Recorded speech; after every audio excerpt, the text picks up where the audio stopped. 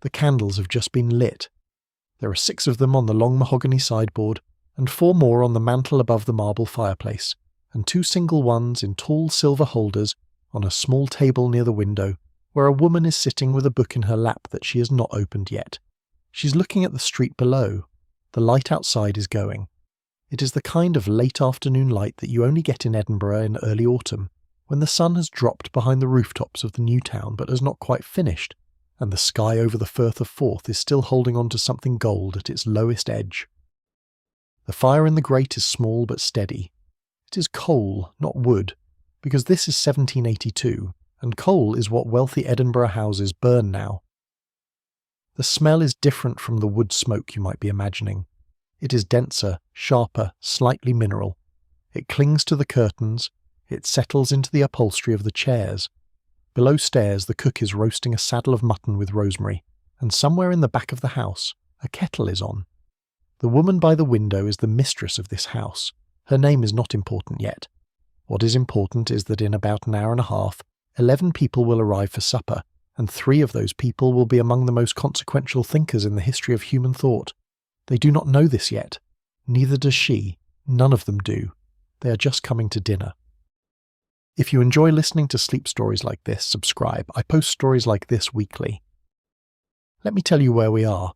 The house we are standing in is on the north side of George Street, in the part of Edinburgh that everyone is still calling new, even though it has been under construction for about 20 years now. The whole quarter was planned. That is the part I want you to feel first. It was planned. A young architect named James Craig won a competition in 1766 to design a whole new section of the city, and what he came up with was a perfectly rational grid laid out on a ridge to the north of the medieval old town. Wide streets, symmetrical squares, houses built of pale Craigleith sandstone with classical proportions, and tall windows and front doors with fanlights above them and brass knockers polished every morning by a maid who started work before dawn. It is one of the most ambitious pieces of urban design in 18th century Europe, and it is happening because Edinburgh, this strange compressed cliff of a city that had spent centuries crammed onto a single rocky spine, has decided that it wants to become a different kind of place. The old town, which is just across the ravine, on the other side of what they have started filling in to become Princes Street Gardens, is everything the new town is trying to leave behind. It is dense beyond modern imagining. It is loud. It smells. The closes, the narrow alleyways that run perpendicular to the high street, are so dark in places that you can walk down them at noon and feel like it is dusk.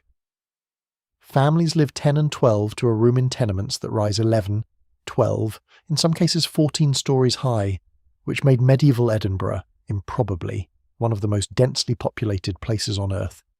And every evening at 10 o'clock, by long custom, the people on the upper floors throw the day's waste from their windows into the street below, shouting the warning Gardez-Lou from the French Gardez-Low, look out for the water, though water is not what is mostly coming down. The wealthy and the merely comfortable have been moving out of the old town for 2 decades now. They cross the North Bridge that was finished in 1772, and they move into these new stone houses with their wide rooms and their separate kitchens below stairs and their dining rooms that are actually dining rooms, not the corner of a bedchamber where a table gets pulled out. The change is enormous. It is also recent enough that everyone in Edinburgh is still talking about it. The world the woman by the window grew up in, and the world she's sitting in tonight are not the same world. They are only separated by a bridge and 20 years, but those 20 years contain so much that it almost stops the mind. I find myself genuinely admiring the audacity of what they were trying to do. The decision a city makes when it says, in effect, we are going to build ourselves a different kind of life, and we are going to start with the buildings. That is not a small thing. That is not a thing most cities ever try. Edinburgh tried it, and Edinburgh largely succeeded, and the consequences of that decision are still walking around its streets 240 years later. The woman by the window stands up. Her dress is silk, but not the heaviest silk, because this is a working evening, not a court evening, and she has chosen what one of her friends has called her sensible blue, a pale blue gown with a fitted bodice and a modest hoop, nothing extravagant, nothing too obvious. Her hair is dressed but not powdered. Powdering hair, in Edinburgh in 1782, is something women still do for the most formal occasions. But a private supper in your own house with people you know well does not call for it, and increasingly the fashionable women of the Edinburgh circle are letting it go. She crosses the room to check the table in the dining room next door.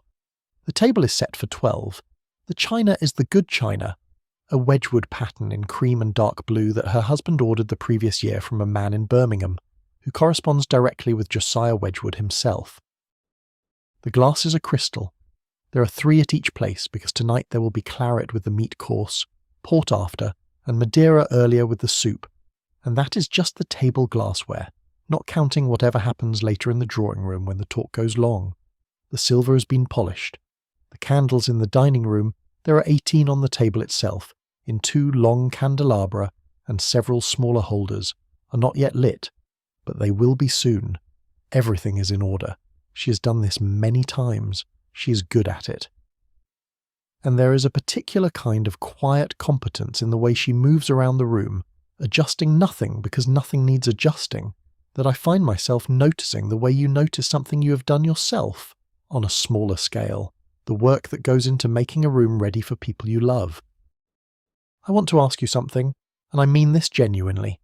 When was the last time you spent an afternoon making a room ready for people? Not for a holiday, not for a big event, just for ordinary company, friends coming over for dinner, a person you have not seen in a while who is passing through. There is a particular pleasure in that kind of preparation that I think we have partly forgotten in the age of the casual catch-up at a restaurant.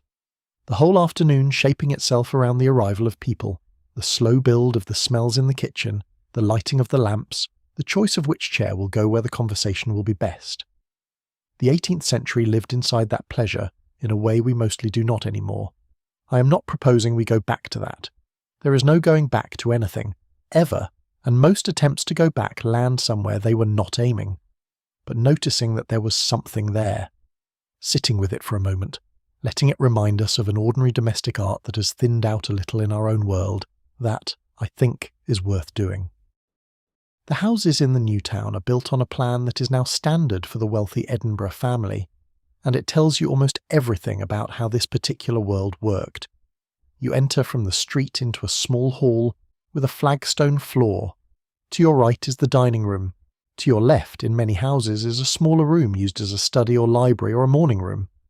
The kitchen and the servants' quarters are downstairs, in what was called the area, the basement level reached by a separate stair from the street, so that deliveries and the comings and goings of cooks and maids, and the boy who carries coal, and the man who brings the fish in the morning could all happen without crossing through the main parts of the house. The drawing room is upstairs on the first floor, which is the principal floor, the one with the highest ceilings and the largest windows and the best plasterwork. The drawing room is where the company gathers before dinner and where they return after dinner, and it is in this room more than any other that the actual work of Edinburgh's intellectual life happens in this decade. Above the drawing room are the bedchambers, above those the rooms for the children if there are children. Above those again in the attic the servants sleep. The whole household is stacked, and the stacking is not accidental. It is the architecture of a particular kind of life. The kitchen smells stay below, the street smells stay outside. The drawing room on its elevated floor is supposed to feel like a space lifted slightly out of the ordinary mechanics of daily life, a place where conversation can happen without the interruption of cooking smoke or coal dust, or the cries of the fishwomen from the fish market close down below. The 18th century gentlewoman who designed her drawing room was designing, in a real sense, an instrument for thinking. Soft chairs arranged so that people could see each other's faces, light good enough to read by, a fire close enough to warm the conversation without dominating it, a small table where coffee or tea could be set down without anyone having to stand up. I find the precision of this genuinely moving. Every element of these rooms was chosen for what it would allow the people inside the room to do. They were not just decorating, they were building containers for a particular kind of life. The woman of the house has gone back into the drawing room now. She's checking the fire. The maid who lit it about an hour ago has been doing this work for 6 years, and it shows. The coals are arranged in a small careful pile, hot at the centre, with the front of the grate left slightly open so that the heat radiates into the room. A coal fire is different from a wood fire in a way I want you to feel. It burns lower and steadier. It does not crackle the way wood does. The sound it makes, if you listen for it, is more of a soft settle, a slow exhale, a quiet shifting as the embers redistribute themselves under their own weight. You do not have to feed it constantly. You can leave it for an hour and come back and the heat will still be there. And the heat itself is different. It is more even. It sits in the room rather than blasting out of the fireplace in waves. The room is warming gradually. The chair closest to the fire, a deep wing chair upholstered in a faded red, has reached the particular temperature where if you sat in it, you would be warm but not hot, comfortable in a way that you would not have to think about. That is the chair Hume used to sit in when he came to suppers like this one before he died 6 years ago, in 1776. The mistress of the house knew him. Not well, not the way her husband knew him, but well enough. She has not changed where the chair sits because of him. She just knows that he sat in it. The room remembers in its way who has been in it. I want to take a moment before the guests arrive to tell you what is about to happen in this city. Not just tonight, but in this whole period. Because the thing I keep finding myself coming back to about Edinburgh in the 1780s is that I am not sure any other small city in any other moment in history has produced quite this concentration of consequential thought in such a short span of time. Adam Smith, who's going to be one of the guests at this supper, has published The Wealth of Nations 6 years ago. It is the book that essentially invented the field we now call economics. David Hume, who is gone now, wrote some of the most important works of philosophy of the entire 18th century, sitting in rooms not very different from this one, having conversations not very different from the one that is about to happen. James Hutton, a geologist who keeps strange hours and sometimes lives in a state of distraction that his friends find affectionate, is in the middle of working out a theory of the age of the Earth that is going to require the human imagination to expand by a factor of about 1 million. Joseph Black, a chemist, has already discovered carbon dioxide and is in the middle of refining the concept of latent heat, a concept his friend James Watt down the road in. Glasgow is about to use to transform what a steam engine can do. Robert Adam, the architect, is at the peak of his career, designing some of the most beautiful interiors in all of Europe. Alan Ramsay the Younger is painting portraits that hang in the houses of half the educated families in Britain. Hugh Blair is delivering sermons in St Giles that are being read across Europe. The list goes on. The thing is, all of these people know each other. They eat at each other's tables. They walk together along the closes and the Wynns and now the new streets of the new town. They argue. They laugh. They lend each other books. Adam Smith and David Hume were two of the closest friends in the history of philosophy, and the letters they wrote each other are some of the warmest documents of intellectual friendship that have ever been preserved. This is not a network. This is a neighbourhood. And it's happening in Edinburgh, a city of about 80,000 people in 1780, perched on a ridge above a tidal estuary in a country that, just a generation earlier, was widely regarded by the rest of Europe as a remote, poor, embittered backwater whose population was mostly preoccupied with religious quarrels. The transformation is so quick that it is almost difficult to believe, and the more I read about it, the more I find myself thinking that some of the answer is in rooms like this one. In suppers like the one that is about to happen tonight. In the particular way that Edinburgh in the 1780s made it possible for the people who were going to change how human beings understood themselves and their world to gather, regularly and informally, in spaces designed for that gathering, and to talk. Have you ever been in a room where the conversation went somewhere you knew you would remember? Maybe it was a dinner with old friends, maybe it was a long evening in someone's kitchen, late, after most of the people had gone home, and the few of you who were left were talking about something that mattered. There is a particular quality of conversation that only happens under certain conditions. It needs time, it needs comfort, it needs people who trust each other enough to say things they have not fully worked out. It needs, often, food and drink, but not too much. It needs a room.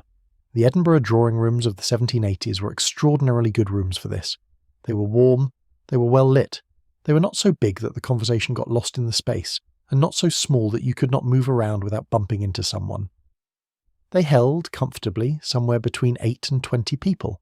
They were designed by people who genuinely understood what they were trying to make possible, and the women who ran them, the mistresses of these houses, were not incidental to what happened in them. They were essential. We are about to meet some of them. The first carriage will be at the door soon. There is a sound from the street outside, wheels on cobblestones, the particular soft thunder of a coach coming to a halt and the slight creak of the suspension. The mistress of the house tilts her head slightly to listen. the way you do when you're trying to tell whether something is at your house or the house next door. It is the house next door. She returns to her movements through the room, adjusting nothing, just moving through it. Outside, the lamplighter has been working his way along George Street for the last half hour. He carries a long pole with a small wick at the end, and at each street lamp he stops, reaches up, and touches the wick to the lamp's flame until the wick catches and the lamp begins to glow. Edinburgh's street lamps are oil-burning, mostly whale oil, and they cast a yellow-orange light that does not do much to drive back the darkness, but creates instead a series of warm islands along the street, between which the dark seems somehow softer for having been interrupted. The lighting of the streets in Edinburgh is itself a relatively new thing. 20 years ago, you walked Edinburgh at night with a lantern of your own, or you hired a boy called a caddy to walk in front of you with one, and outside the radius of your own light you were in essentially the same darkness that the people of this city had been navigating since they had first built houses on this rock in the 7th century. The street lamps changed something. They made evening sociability possible in a way it had not been before. You could leave a friend's house at 9 in the evening in October and walk home without quite stumbling into the gutter. That seems like such a small thing, but I think about it often. So much of how we live now was made possible by a series of small improvements like that, accumulated over centuries, until one day they added up to a world. The Edinburgh of 1782 was not yet that world, but it had begun, very clearly, to move toward it. If you have been listening to this story for a little while now, and you find yourself starting to settle in, your shoulders softening, your breath getting a little slower, I want you to know that you do not have to follow every detail. There is a lot of history in this story, and the names will keep coming, and the streets will keep being named, and I want you to know that you can let any of it go that you want to. The thing I am trying to do tonight is paint a room. A long, slow, careful painting of a room, and the people in it, and the city around it, and the way of life that produced one of the most extraordinary moments in the history of human thought. You do not have to remember all of it. You do not have to track all of it. You just have to be in the room with me. The fire will keep burning, the candles will keep being lit, the carriages will keep arriving outside. The first carriage that does belong to this house pulls up not long after. The mistress of the house hears it. She steps to the window and looks down. A man is descending from the carriage with the help of a small step that the coachman has dropped. He's wearing a dark suit of clothes that has the slightly careful look of a man who has dressed for a slightly more formal occasion than he is actually attending. His hair is a little disordered, in a way that suggests that he meant to have it dressed and then forgot, and his face, when he looks up at the front of the house, is the face of a man whose mind is still somewhere else entirely. He has the particular look of someone who has been thinking about one thing all afternoon and is going to find it difficult, for the first half hour at least, to stop. The mistress of the house knows him. She has known him for years. She smiles briefly, watching him from the window, not unkindly, just the smile of a person who has affection for a person who is so completely himself that he could be no other way. This is Adam Smith. He is 59 years old.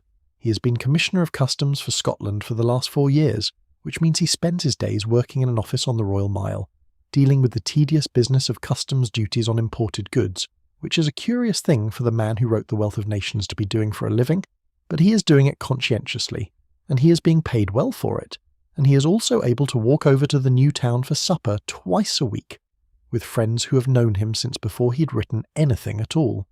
He has come tonight from his house in the Canongate, where he lives with his elderly mother, he never married, and his cousin Janet Douglas, who keeps the household for them. He has walked. He almost always walks. He has the slightly distracted gait of a man whose mind has wandered several times during the walk into a problem he's working out, and who has stopped briefly in the middle of the street more than once to think about something, while pedestrians have flowed around him. The carriage you see now is not his own. It belongs to a friend who has given him a lift the last part of the way after they ran into each other near St Andrew's Square. He is laughing about something with the coachman as he gathers his hat. The mistress of the house steps away from the window and crosses to the head of the stairs, where she will meet him. The way greeting works in a wealthy Edinburgh house in 1782 has a particular rhythm to it that I want to walk you through, because it is one of those small social technologies that we have completely lost the language for, and that is responsible for much more of the comfort of the evening than you would think. The maid opens the door. The guest is shown into the hall, where the maid takes his hat and his greatcoat if he's wearing one, and his walking stick if he has brought one. The hostess does not come to the door. She has descended to the head of the stairs, where she waits, not formally, not stiffly, but with the air of a person who happens to be standing there because she's glad to see who is coming up. The guest ascends. They meet in the middle of the staircase, or near the top, depending on his pace. There is a small greeting, a bow from him, a slight inclination of her head, a few words exchanged in the easy way of people who know each other. He follows her into the drawing room. There is no announcement, no formal presentation. The pace of the whole thing is the pace of people meeting in their own homes for purposes they understand. It is unhurried. The whole sequence takes perhaps 3 minutes from the carriage stopping to the guest sitting down in the drawing room, and during those 3 minutes the guest has been moved gently from the cold of the street, through the lamplight of the hall, up the stairs in the soft warmth that is starting to rise from the drawing-room fire, into a room where he is welcome and known. The Edinburgh hostess understood that arrival is itself an event that needs to be designed, that a person walking in from the cold should be eased into the warmth in stages, given small handles to grasp along the way, the maid taking his coat, the hostess at the top of the stair, a small word, a place to put his hands as he sits down, a glass put into his hand without his having had to ask for it. None of this is announced, none of it is explained, it just happens. And the guest, when he is finally seated in front of the fire with a glass of Madeira in his hand, and the conversation flowing softly around him, does not consciously realise that any of it has happened. He just feels welcomed. He feels at home. That feeling is the product of a small and deliberate set of practices, refined over generations, and held together by women like the woman who is now seated across from Adam Smith, asking him how his afternoon has been and gently teasing him about whatever paper he is working on this week. Adam Smith is, by all the accounts of the people who knew him, one of the most genuinely amiable men in Edinburgh. He has a reputation among his close friends for being absent-minded in a way that is sometimes almost comic. He's said to have, on several occasions, walked out of his own house in his dressing gown and continued for some distance before realising where he was. But the absent-mindedness is not pretense, and it is not affectation. It is the natural state of a mind that is almost always thinking about something. The thing he is thinking about right now, in the autumn of 1782, is a major revision of his book The Theory of Moral Sentiments, which was the first book he wrote 23 years ago, and which he considers, privately, more important than The Wealth of Nations. The Theory of Moral Sentiments is a book about how human beings come to feel sympathy for each other, about what it is in our nature that makes us able to imagine ourselves into another person's experience, about what holds a society together at the deepest level, not laws, not contracts, not even shared interests, but the moral imagination that allows us to care about people who are not ourselves. Smith has been working at it on and off for 2 decades, and he is going to spend much of the rest of his life refining it. When he dies, in 1790, the 6th edition of the Theory of Moral Sentiments, the one with the most extensive revisions, will be among the last things he sees through the press. He himself will not let it go. It is the question that has been with him since he was a young man, and he keeps returning to it. Even his book on economics, when you read it carefully, is built on top of his book on sympathy. The whole structure of his thought is moral before it is economic. It bothers me a little that this is not better known. The popular image of Adam Smith is a man who explained how markets work, who said that self-interest produces prosperity, who invented the metaphor of the invisible hand. All of that is in The Wealth of Nations, and all of that is real, but it sits inside a much larger and gentler architecture. Smith did not think that human beings were primarily self-interested. He thought they were primarily sympathetic. He thought that society was held together by the moral imagination, and that markets were a tool that worked because, and only because, they existed inside a deeper moral world. The line of his thought is not from self-interest to prosperity. The line of his thought is from sympathy, through moral imagination, to a kind of social architecture that includes, among other things, markets. That line has stayed with me since I first read it. It is one of the most important things any thinker has said about what we are, and he was saying it, in living conversation, in rooms like this one. Tonight, The question he has been turning over in his mind is one about whether the propriety of grief, that is, what we consider an appropriate way of expressing sorrow, changes its character depending on the position of the observer. He has been thinking about it all afternoon. He's going to find a way to mention it during supper.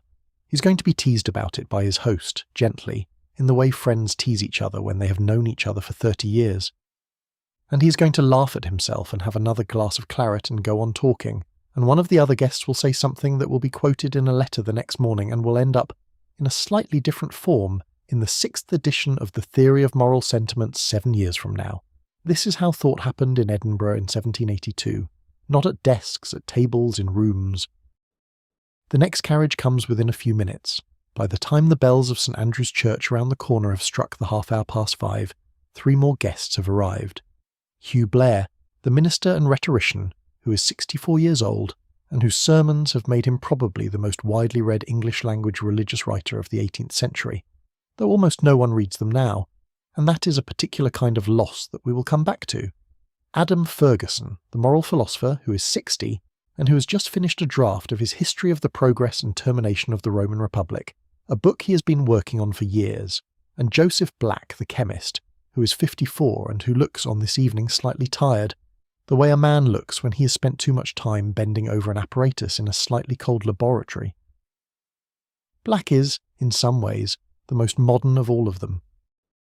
His work on the chemistry of gases and on what he called latent heat, the heat that is absorbed or released when a substance changes state, like water becoming steam, is going to be the theoretical foundation under which his friend James Watt, the great engineer, is even now in Birmingham building the engines that will power the Industrial Revolution. The connection between Black's chemistry and Watt's engineering is a direct traceable conversation that happened, in part, in rooms exactly like this one, over suppers exactly like this one. The men who were going to change how human beings produced energy and made things were not strangers to each other. They had eaten together. They had argued together. They had walked the same closes and lent each other books. The history of the 18th century cannot be told without taking this seriously. Ideas do not float free in the air. They emerge from conversations. The conversations require rooms. The rooms require hostesses. And the hostess in this room tonight has been making this kind of room possible for the last 20 years, and her grandmother made rooms like it before her, in slightly different houses on slightly worse streets in a city that was becoming, even then, the city it is now. Hugh Blair settles into the chair Hume used to sit in. He always does. He knew Hume well. They were lifelong friends, despite the fact that Blair was a Presbyterian minister and Hume was the most influential religious skeptic of the 18th century, and a man whose books had been formally condemned by the Church of Scotland that Blair himself served as one of its most prominent figures. The friendship between them is one of the small marvels of Edinburgh society in the 1770s. They disagreed about almost everything that touched on faith, and yet they sat in each other's company several times a week, and they treated each other with the warmth that close friendship produces, and when Hume was dying, which he did slowly over the summer of 1776 of a long illness he met with extraordinary serenity, Blair came to see him several times, and they talked, and the talk was full of the kind of affection and humour that you can only have with someone you have known for a long time, and forgiven for everything that does not actually matter. Hume's death produced one of the most controversial documents of the 18th century, Adam Smith's letter to a publisher named William Strahan, describing Hume's last weeks. In it, Smith wrote that Hume had approached death with the calm and good humour of a wise man. He did not flinch. He did not turn to religion. He did not show fear. He continued to read, and to talk, and to make jokes, and to write letters, and he died, in the end, as he had lived, with his mind clear and his heart steady. Smith's letter, when it was published, produced an explosion of furious religious response. It was a scandal that someone could be praised for dying without faith, and Smith, who was the most cautious of men in his public statements, said later that the letter had brought him more abuse than the whole of the Wealth of Nations. He never apologised for writing it. He told a friend later that he had been writing about his friend, and that he had told the truth, and that was that. The friendship between Hume and Smith was, by both their accounts, the closest friendship either of them ever had. Hume, on his deathbed, had left Smith his manuscripts to dispose of as he saw fit. He had also left him, in his will, his library and a substantial sum of money. Smith returned the money, He kept the books. The thing I want you to feel here is that these were not abstract thinkers writing books in isolation. They were friends. They loved each other. They watched each other grow old. They sat in each other's rooms in the evenings and talked about whatever was on their minds. And out of those conversations, out of that long, sustained mutual warmth, came some of the most important ideas in modern intellectual history. Hugh Blair is talking now, with Adam Smith, about an essay one of his former students sent him last week. The student is 22 years old, has just left the University of Edinburgh, and has written a piece criticising gently, but firmly, one of Blair's own arguments about the role of the imagination in moral judgment. Blair is delighted. You can tell by the way he is sitting forward in his chair, by the small smile he has not quite suppressed, by the way he is reading sentences aloud to Smith from a small folded paper he has taken out of his coat pocket. He thinks the student is wrong. He also thinks the student is brilliant. The two thoughts coexist in him without any tension. Smith is listening, nodding occasionally, asking a precise question every minute or so. Adam Ferguson, settled in the chair to Smith's right, is half listening and half watching the door for the next arrival. Joseph Black has accepted a glass of Madeira and is staring into the fire with the slightly absent look of a man whose mind is still in his laboratory, trying to remember whether he closed a particular stopcock before he left. The mistress of the house is moving among them, refilling glasses, dropping a small comment here and there, lifting the conversation gently when it threatens to drop. Her name, by the way, is Margaret. She is 43 years old. She has been married for 20 years. She has 3 children, 2 of whom are already old enough to be away from home, one at the University of Edinburgh, one in London staying with her sister. She speaks excellent French. She reads Italian. She corresponds in a casual way with several of the leading literary women of her generation, including Alison Cockburn, who is herself going to arrive in about 20 minutes, and Elizabeth Hamilton and several others. She's not famous. She does not seek fame. She would, in fact, be slightly mortified to think that anyone might one day write about her. But she is essential. She's one of the architects of this evening, and of hundreds of evenings like it, and the conversations that happened in her drawing room over the course of her life have shaped, in small and large ways, some of the most important works of the Scottish Enlightenment. I want to ask you something. When you think about how knowledge gets made, what kind of image comes to your mind? A scholar alone in a library, a scientist alone in a laboratory, a writer alone at a desk. Those images are not wrong exactly, but they are partial, and they leave out a great deal. The truth, I think, is that the most important ideas, the ones that change how human beings see themselves and their world, are almost always the products of conversations. The lonely figure in the library and the scholar at the desk are often writing down, in a more organised form, things they have already worked out in talk. The talk happened first. The talk happened in places, and the places had to be made. They had to be designed and warmed and lit and provided with food and drink. They had to be peopled with the right combinations of minds. They had to be welcoming. They had to be unhurried. They had to be safe enough for people to say things they had not yet fully thought through. The Edinburgh drawing rooms of the 18th century were among the best instruments of this kind that any culture has ever produced, and the people who made them were not, by and large, the men who got the credit. They were the women who, in the histories that get written, often appear as marginal figures, wives, sisters, hostesses, occasional contributors, but the rooms were theirs. The conversation was theirs to enable or to fail to enable. And when we read Adam Smith and David Hume and Adam Ferguson and Hugh Blair, what we are reading is in part the harvest of evenings like this one, in rooms like this one, kept by women like Margaret. The fire in the grate has settled into a deep, steady glow. The mistress of the house glances at it, then at the small clock on the mantel, then at the small drawing-room door that leads to the hallway. The next guest will arrive within the next quarter hour. From the kitchen below stairs, the smell of the mutton is beginning to rise up the staircase and find its way into the drawing-room, mingling with the coal smoke and the candle wax and the slight floral note of the small posy of late roses on the table near the window. Someone is laughing quietly near the fire. The evening has begun. When Margaret was a girl, the house she lived in was on the south side of the high street, in a stone tenement 6 stories high, on the 3rd floor up.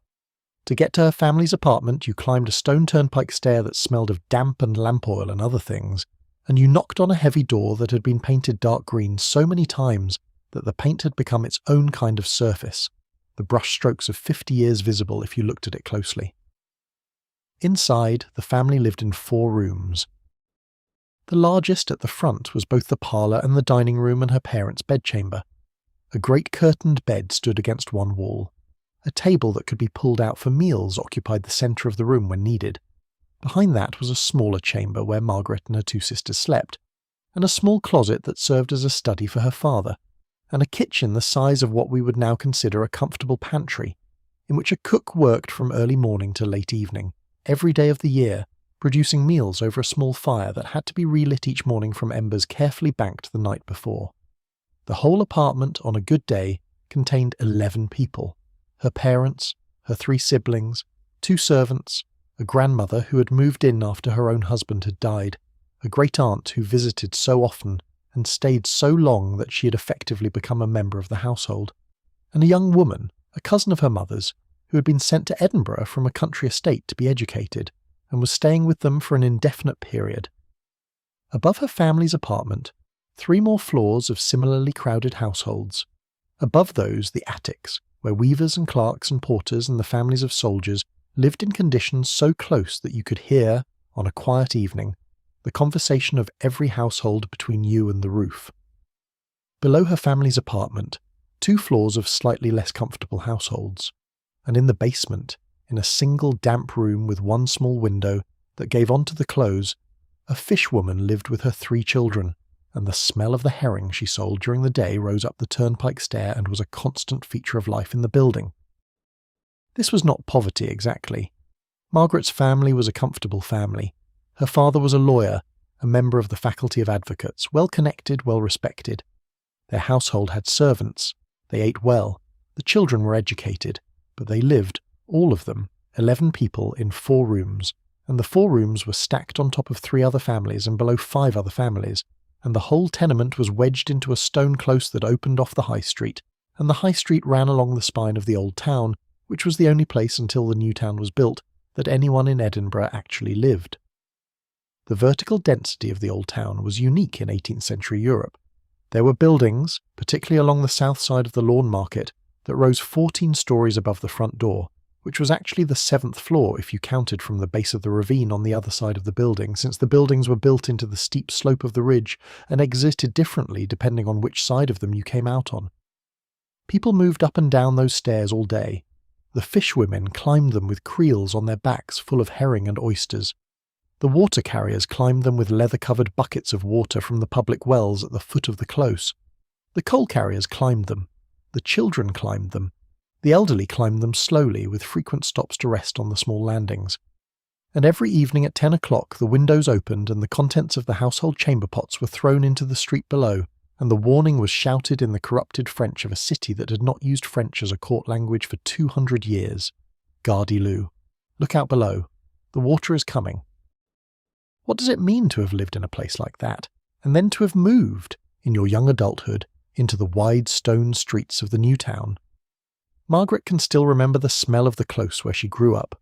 She remembers it the way you remember the smell of a childhood you have left. Not always, not consciously, but at certain moments. A particular kind of damp evening will bring it back. The smell of coal smoke combined with the smell of wet stone.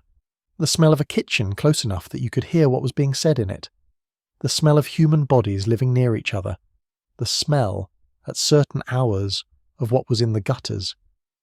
She does not miss it. She's not the kind of person to be nostalgic about hardship she has been spared from, but she remembers it. She remembers what she's been given in being able to walk into this house on this evening, in this dress, with 3 glasses at every place at the table, and a maid lighting the candles in the dining room, and a cook downstairs roasting a saddle of mutton with rosemary. She remembers her mother running their crowded household in their 4 rooms in the close, and she remembers the particular look that her mother had when she finally sat down at the end of the day, in the one good chair near the fire, with her feet up on a small stool, the look of a woman who has finally, after 15 hours, been allowed to be still for a moment. Margaret thinks of her mother often. Her mother is gone now. She died 7 years ago, in 1775, and Margaret was with her in the last days. They were not in the end in the old town. Margaret's parents had moved to the new town in 1768, when Margaret herself was 9, and her mother had lived in a wide, light sandstone-fronted house for the last 7 years of her life. But she had been a woman of the old town in her bones, and there had been days, even in the spacious new house, when Margaret had seen her sit by the window in the late afternoon and look out at the wide street with a slightly puzzled expression, as if she were trying to remember whether this could possibly be where her life had ended up. There is a particular quality to a generation that has lived through that kind of change. The people who, as children, drank water carried up 6 flights of stairs by a woman who climbed those stairs 40 times a day in all weathers, and who, as adults, turned on a tap.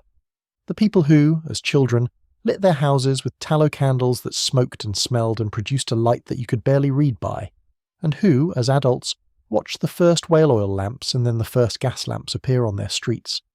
The people who, as children, did not own a single book of their own, and listened to their grandparents tell stories by the fire, and who, as adults, owned shelves of books and corresponded with scholars in 3 languages. Margaret is one of those people. Most of the people who will sit at her table tonight are some version of those people. Adam Smith was born in Kirkcaldy in 1723, the son of a customs officer who died before Adam was born, raised by his widowed mother in a small town across the Firth of Forth from Edinburgh. Hugh Blair came from a merchant family in the Old Town. Adam Ferguson grew up in Highland Perthshire, in a manse, the son of a minister who held services in Gaelic for half of his parishioners. Joseph Black was born in Bordeaux, where his father, a Scotsman from Belfast, was in the wine trade, and he came to Scotland as a boy and was educated, like all of them, at the University of Glasgow first and then in Edinburgh. None of them, when they were young, lived in a world of obvious comfort. Most of them had known some real hardship. All of them had lived through, by their middle age, a transformation in the conditions of life that was, for the people who experienced it, almost without precedent in Scottish history. The houses they sat in had been built within their lifetimes. The streets they walked on had been laid down inside their living memory. The very ground under the new town had been a swampy loch when they were boys, and was now a graceful sequence of squares and crescents. They were a generation that had watched their world remake itself, and they had been, many of them, the ones doing the remaking. I think this is one of the reasons the Scottish Enlightenment happened in the way that it did, because the people who were doing the thinking had themselves felt, in their own bones, what it was to live through change. They were not theorizing about progress from a position of comfort. They were theorizing about it because they had been through some version of it. They knew it was possible to live in better houses, with better light, with cleaner water, with more books, with longer evenings of conversation, with safer streets, with food that did not have to be fought for. They had seen it. They had moved into it. And they were trying, in their writing and their teaching and their long evenings of talk, to understand what had made it possible. What kind of society this was. What kind of human nature underlay it. What might continue to make it better, and what might make it worse. The questions were not abstract. They were the questions of people who had lived through something. The Wealth of Nations is in part the book of a man who watched, in his own city, how the loosening of certain kinds of constraint and the building of certain kinds of cooperation produced an enormous increase in human prosperity within his own lifetime. The Theory of Moral Sentiments is in part the book of a man who had watched, in his own city, how a particular culture of conversation and reading and friendship produced an enormous expansion of what people knew and how they thought. Adam Ferguson's essay on the history of civil society is the book of a man who had moved from a manse in the Highlands to a chair in Edinburgh and had spent 30 years thinking about what it was that made the difference. They were all writing, in some sense, about what had happened to themselves, and they were doing it in rooms where the windows were wide enough to let in the light, and the fires were warm enough to keep the cold off, and the food was plentiful enough that nobody had to think about it, and the wine was good, and the conversation could go for as long as the candles lasted.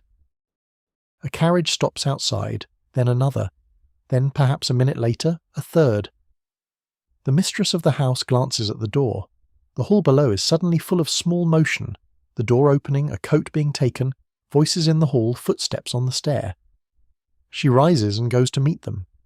2 women come up the stairs together, deep in conversation. The first is taller than the second, with grey hair dressed simply, and a face that is alive with whatever she's been saying. The second is shorter, plumper, with very bright eyes, and a slightly crooked smile. They are Alison Cockburn and Elizabeth Hamilton. Behind them, ascending more slowly, comes a man in his middle 60s whose hair is white and whose movements have the slight deliberateness of someone who is not as quick on his feet as he used to be. This is Henry Home, Lord Kames, one of the senior judges of the Court of Session and one of the most distinguished legal minds in Britain. He has just turned 86. He is frankly becoming a little frail, but his mind is still sharp, and he will not stop coming to suppers until the last possible moment.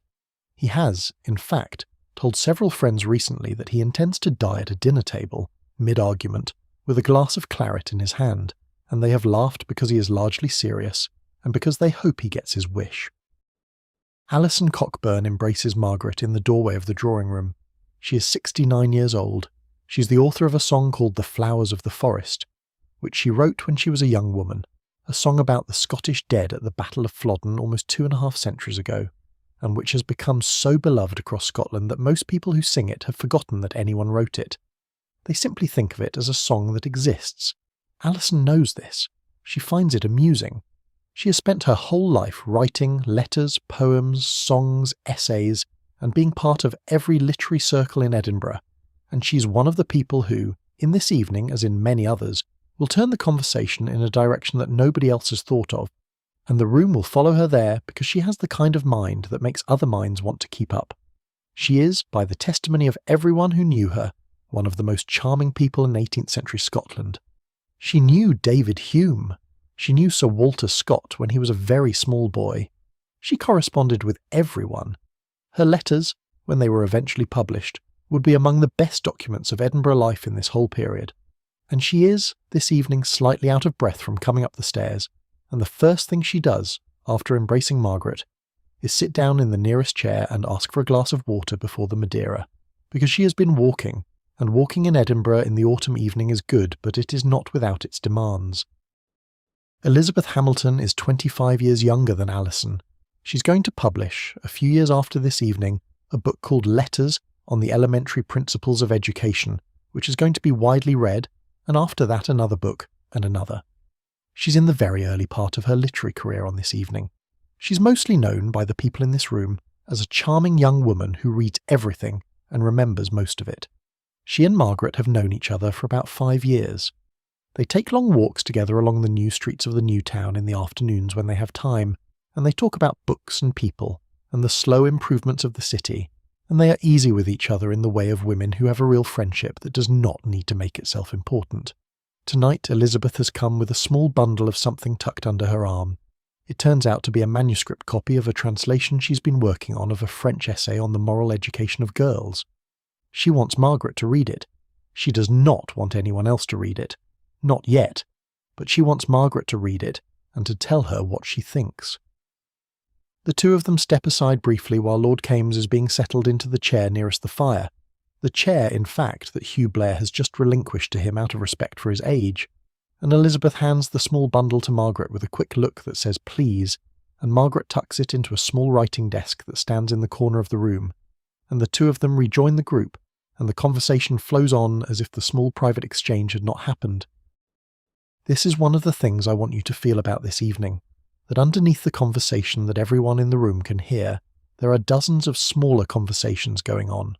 The translation that has been handed across, the student's essay that Hugh Blair is going to give back to Adam Smith before the night is over, the letter that Lord Kames is going to ask Margaret to forward to a particular correspondent of hers in London, the recipe for a particular kind of preserved gooseberry that Alison is going to write down on a small slip of paper before she leaves, for Margaret's housekeeper, the 100 small exchanges of information and favour and kindness that pass through a room like this one in the course of an evening, none of them important in itself, all of them together constituting the actual fabric of how things get done in Edinburgh in 1782. The grand intellectual achievements of the period are the visible tops of a much larger structure of friendship and mutual aid and conversation and small daily generosity. The grand achievements would not exist without that structure. They could not. Ideas need to live somewhere before they can be written down, and the somewhere is a network of relationships, and the relationships are maintained evening by evening in rooms exactly like this one. There are now 8 people in the drawing room. 3 more guests are expected. The conversation has divided itself naturally into two clusters.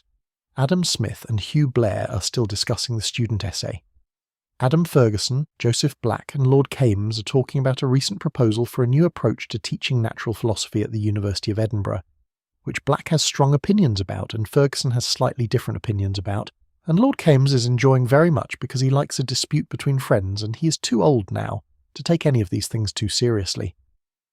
Alison Cockburn and Elizabeth Hamilton and Margaret are sitting near the window, where there is a small writing desk, and they are looking at a copy of a new collection of Scottish songs that has just been published, and that includes, without permission and without any payment, a piece that Alison wrote about 20 years ago and gave to a friend in manuscript. Alison is not angry about this, she is laughing about it. She is, in fact, somewhat pleased, in the way that any author is pleased to find their work circulating, even when the circulation is not entirely on their terms. She's reading some of the other songs aloud in a soft voice, and the three women are laughing together at the way certain lines have been rendered. From below stairs, the cook's assistant has just brought up the soup tureen and set it carefully on the sideboard in the dining room, where it is being kept warm under a silver cover. The smell of the soup, a soup of barley and root vegetables with a little dried ham for flavour, simple food, the kind of food a well-run Edinburgh household serves before the heavier courses begin, is making its way slowly into the drawing room. Margaret excuses herself briefly to go down and check on the kitchen, which she does once during every evening she hosts, more out of long habit than necessity. She has trained her cook well. The cook needs no checking. But Margaret goes down anyway, because the kitchen is part of her house, and the people in it are her people, and a brief look in is part of how the evening continues to feel like a thing she is responsible for, rather than a thing that is happening to her. The kitchen, when she enters it, is hot. It is always hot. The range is fired with coal, and it has been fired for several hours now, and the heat in the room has built up to the level where Margaret has to stop just inside the doorway and let her face adjust before she can move further in.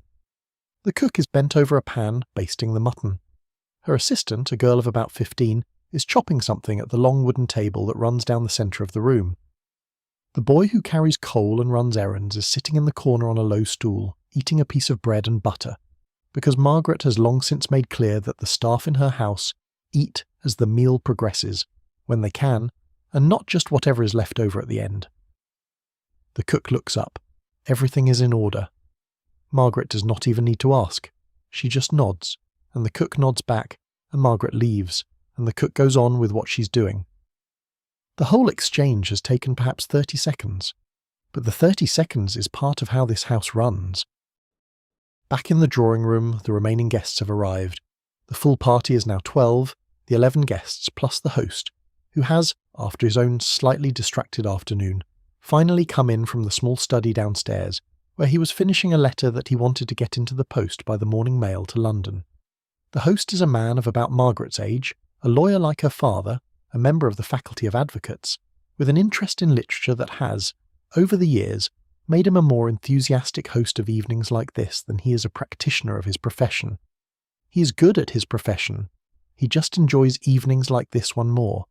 He greets each of the guests in turn, and his pleasure at having them in his house is not formal. It is genuine. He is one of those men who is improved by being surrounded by his friends. He becomes more himself in their company. Margaret has watched this happen for 20 years, and she still finds it endearing. The conversation now is general. Everyone has a glass in their hand. The fire is doing its work. The candles in the drawing room have been refreshed by the maid, who has been moving quietly around the room with a small taper, replacing the candles that have burned down. The room is golden. Outside, the sky is fully dark now. The street lamps have been lit. Somewhere in the distance, a clock is striking 6. Margaret moves to the door of the dining room and looks in. The table is exactly as she left it, but now it is animated by the 18 lit candles on its surface, by the small jugs of water at intervals down its length, by the place cards that have been written out in her own careful hand and set at each place. She turns back to the drawing room and announces quietly that supper is served. I want you to imagine this moment. The slow movement of 12 people from one room to another, the pause at the door, the small adjustment of who walks with whom, the host offering his arm, in the formal manner of the period, to the most senior lady present, who in this case is Alison Cockburn. The other guests pairing up by some unspoken arrangement that everyone follows without needing to discuss.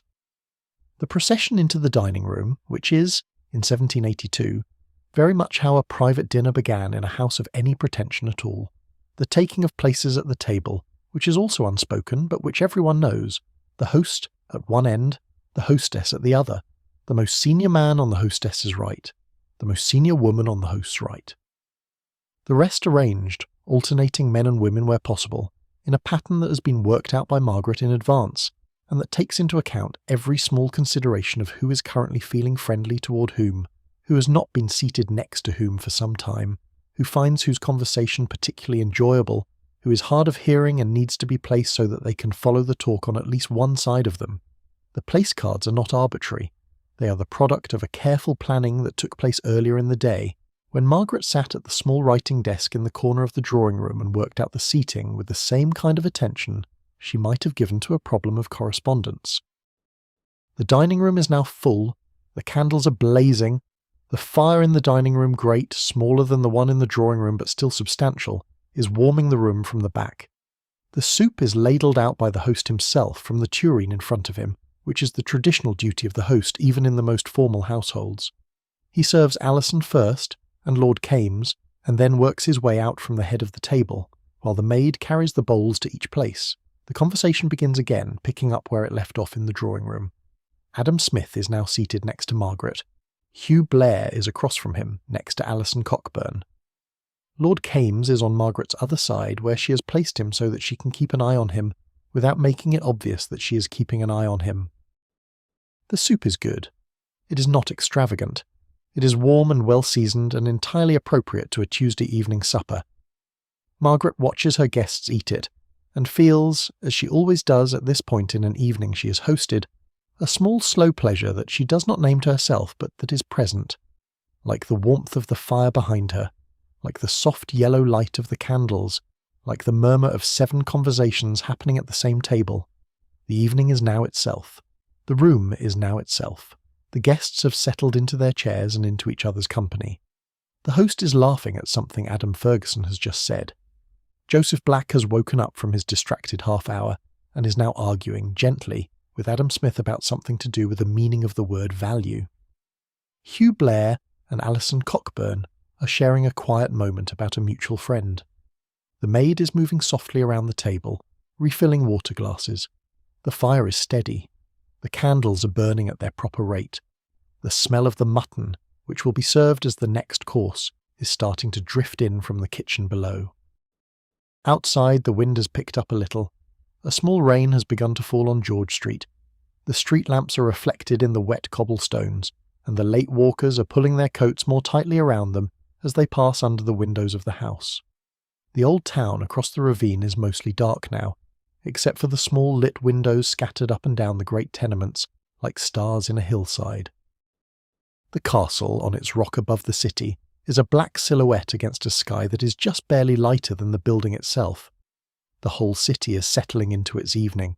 Some thousands of people are doing some version of what is happening in this dining room, on a smaller scale, in less fine houses, with simpler food, with smaller candles. Some thousands of people are not doing anything like this at all.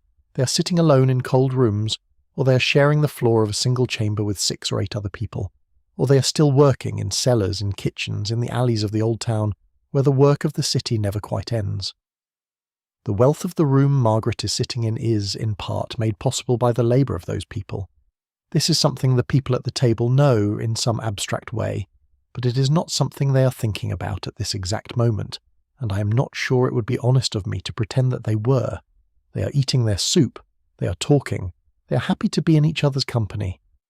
That is the truth of this moment, and the larger truths about wealth and labour, about the people whose evenings are not like this evening, those truths are also real, and they will come back into the story later, because they were part of the world of Edinburgh in 1782, and you cannot tell the story of one without at some point telling the story of the other. But not now, not in this moment. In this moment the soup is hot, and the conversation is good, and the fire is steady, and the candles are full. The conversation at supper, in a wealthy Edinburgh household in 1782, does not have a structure, but it has a shape, It has the shape of an unhurried river, sometimes running quickly over a small rapid of a particular topic, sometimes pooling deep around a question that everyone wants to consider, sometimes splitting around an obstacle and reconverging downstream. It moves. It does not stop. And the people in the room are practiced at it. They have been doing this their whole lives.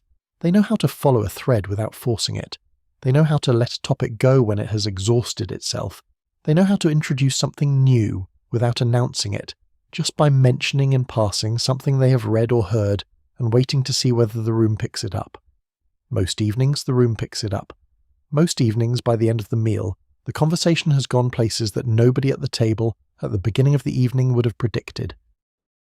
Tonight, somewhere between the soup and the meat course, the conversation lands on a question that Adam Smith has been circling around for some weeks. He does not announce it. He simply turns to Margaret when the soup has just been cleared away and asks her something. He asks her what she thinks happens when we observe another person in grief. Does our sympathy with them, he asks, depend on how we imagine ourselves into their situation, or does it depend on something we observe in their face and their manner? He has been turning this over in his mind. He is not certain. Margaret is one of the people whose answer he wants to hear, because she has always been good at this kind of question, and because she does not begin from a theoretical position.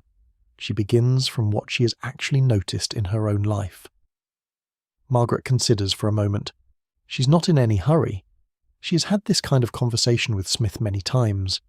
She thinks before she answers, and then she says, and I am paraphrasing here, because the exact words of this kind of evening are mostly lost to history, but the substance of conversations very like this one is preserved in the letters and papers and later writings of the people who were there. She says that when she has observed someone in deep grief, what she has felt is not exactly sympathy in the way Smith describes it in his book. It is something more like an alteration of her own air, her own bearing. The grief somehow lifts off the other person and changes the temperature of the room she shares with them. She does not know whether this is the same thing as sympathy or whether it is something else. But it is what she has noticed. Smith is listening with the close attention of a man who is going to think about what has been said for several days afterward, and who may indeed write something different in the next edition of his book because of it. Hugh Blair across the table has overheard, and he interjects gently that he has been thinking about something similar in connection with the experience of a congregation during a particular kind of sermon. The conversation shifts. It opens out. Adam Ferguson contributes a question about whether the same dynamic operates in armies before a battle.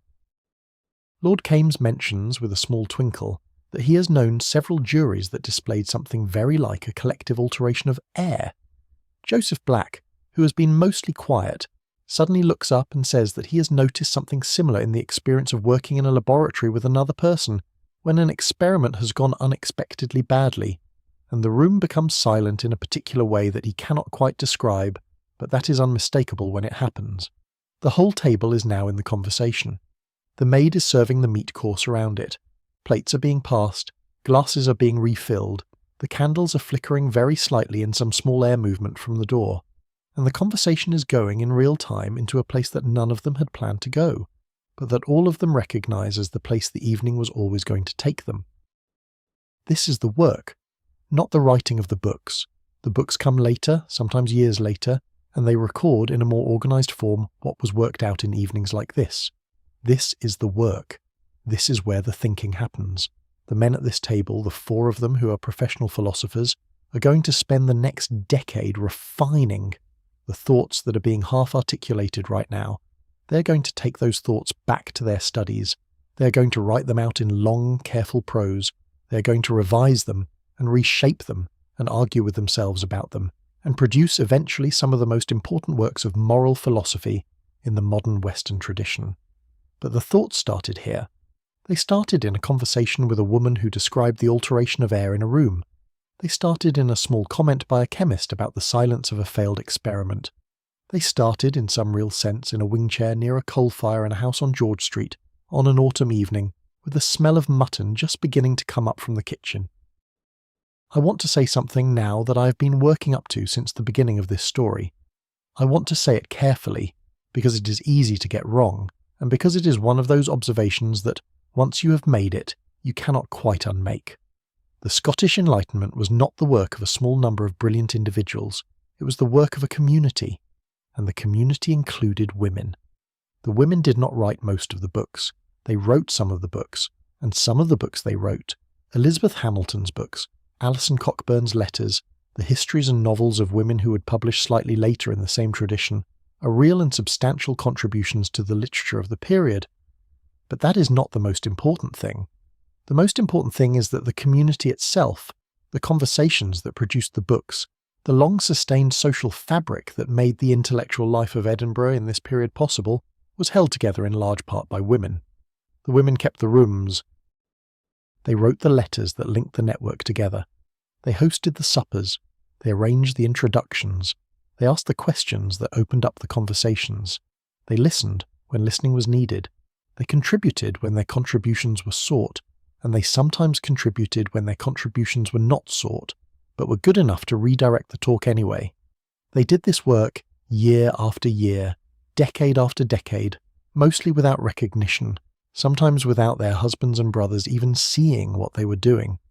And they did it because they understood, in a way that I think we have partly forgotten how to articulate, that the work of conversation is itself a form of work, that a culture of thought requires people who tend to it, that the philosophers cannot make their books in isolation. They need rooms, they need company, they need food and warmth and good wine and someone to refill the glasses and someone to bring the candles before the room gets dim, and someone, often, to say something they have not thought of that will redirect their afternoon's thinking, that will produce a paragraph in a book that will be read for centuries. When was the last time you sat near something warm and real? When was the last time you sat with people you loved and let a conversation go where it wanted to go, without trying to steer it, without checking your phone, without thinking about anything but what was being said and who was saying it? There is something we have begun to lose in our own time, and the loss is not because we are worse than the people of 1782, and not because we have less time, and not because there is anything wrong with our particular generation.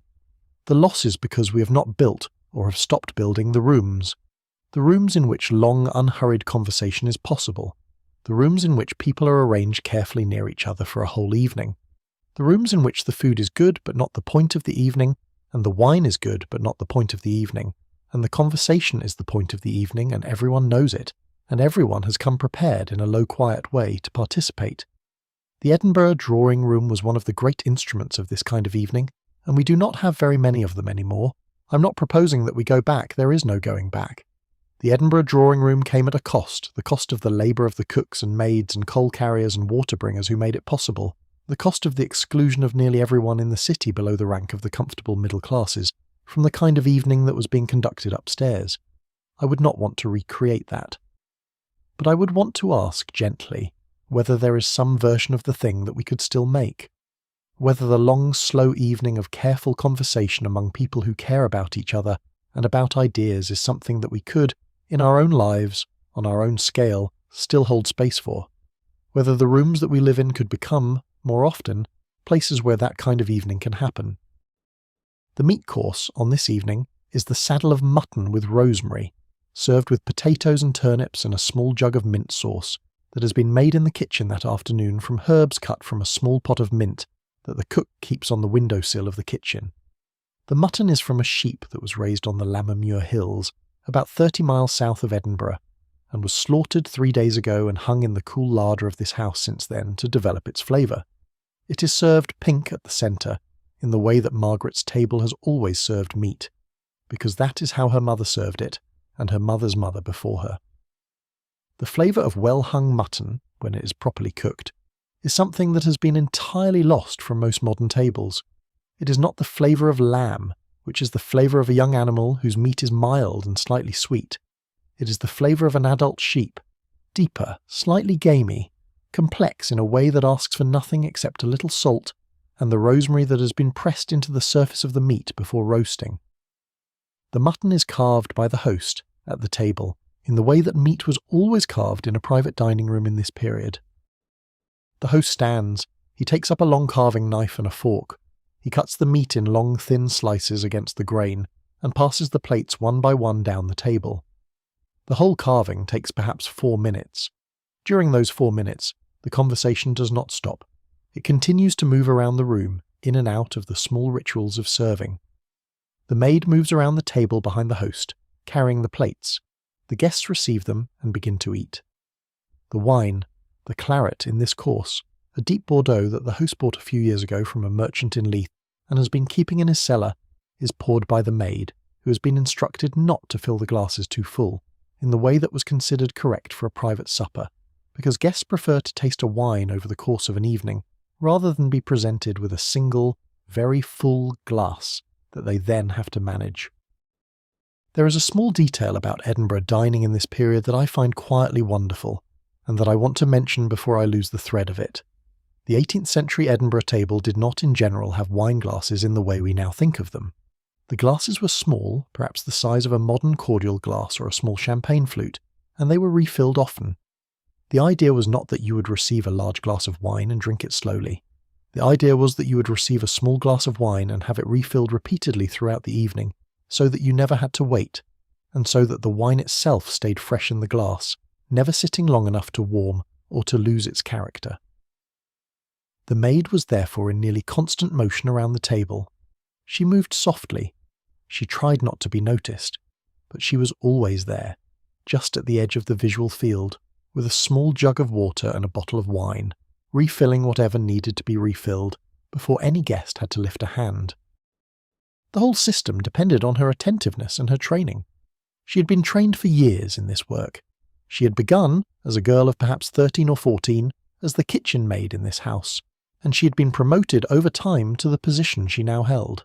She knew the household, she knew which guests preferred which wines, and which guests preferred water more often than wine, and which guests would lift their glass slightly when they wanted a refill, and which guests preferred to be approached and asked.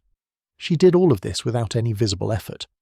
She moved through the room as part of the room, and when she finally went down to her own supper in the kitchen, after the meat course had been cleared away, she would sit at the kitchen table with the cook and the cook's assistant and the boy, and have her own bread and meat and small glass of beer, and they would talk about the evening as it was unfolding above them, and her insights into the personalities at the table were, by all the evidence we have, often shrewd in ways that the guests upstairs would have been startled to discover. The work of the household, the invisible labour that makes an evening like this one possible, deserves more attention than I have given it so far in this story.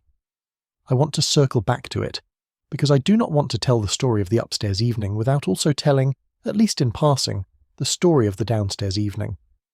The cook, who is in her late 40s, has been in this household for 12 years. Before that, she was the assistant cook in a larger household on Queen Street, where she trained for 10 years before being promoted to her own kitchen. She has, by 1782, the experience of about 22 years of professional cooking. She is, in her own way, a master of her craft. The meal she has produced for tonight, the soup, the mutton, the potatoes, the turnips, the mint sauce, and the syllabub and the apple tart that will come later, represents a body of skill that took her 2 decades to accumulate. She did not learn it from books. She learned it from another cook, who had learned it from another cook, in a chain of mostly oral and embodied transmission that stretched back, in some of its lines, to the cooking of the great houses of 17th century Scotland. She cannot read. She does not need to. She has every recipe she ever needs in her head, and she adjusts them by feel and by smell, and by the way a pot looks when it has reached the temperature she wants. She is paid well for a cook, about £15 a year, plus her board and lodging. This is a comfortable wage. It is not enough to make her wealthy, but it is enough that she has been able to send a little money, when she has it, to her elderly mother who lives in a village in Fife, and to her younger brother who is a weaver, and whose family is sometimes in difficulty. The cook's assistant is 15 years old. She has been in this household for 2 years, having come from a family in the old town that could no longer afford to keep her at home. She is learning. She's being paid almost nothing, a few shillings a year, but she's being fed and clothed and given a place to sleep, and she's being trained in a craft that, if she sticks with it, will eventually allow her to support herself as the cook of a household of her own. She is, in 1782, near the bottom of a long professional ladder, but she is on the ladder. That is something. Her own mother had not been on the ladder. Her grandmother had not been on the ladder.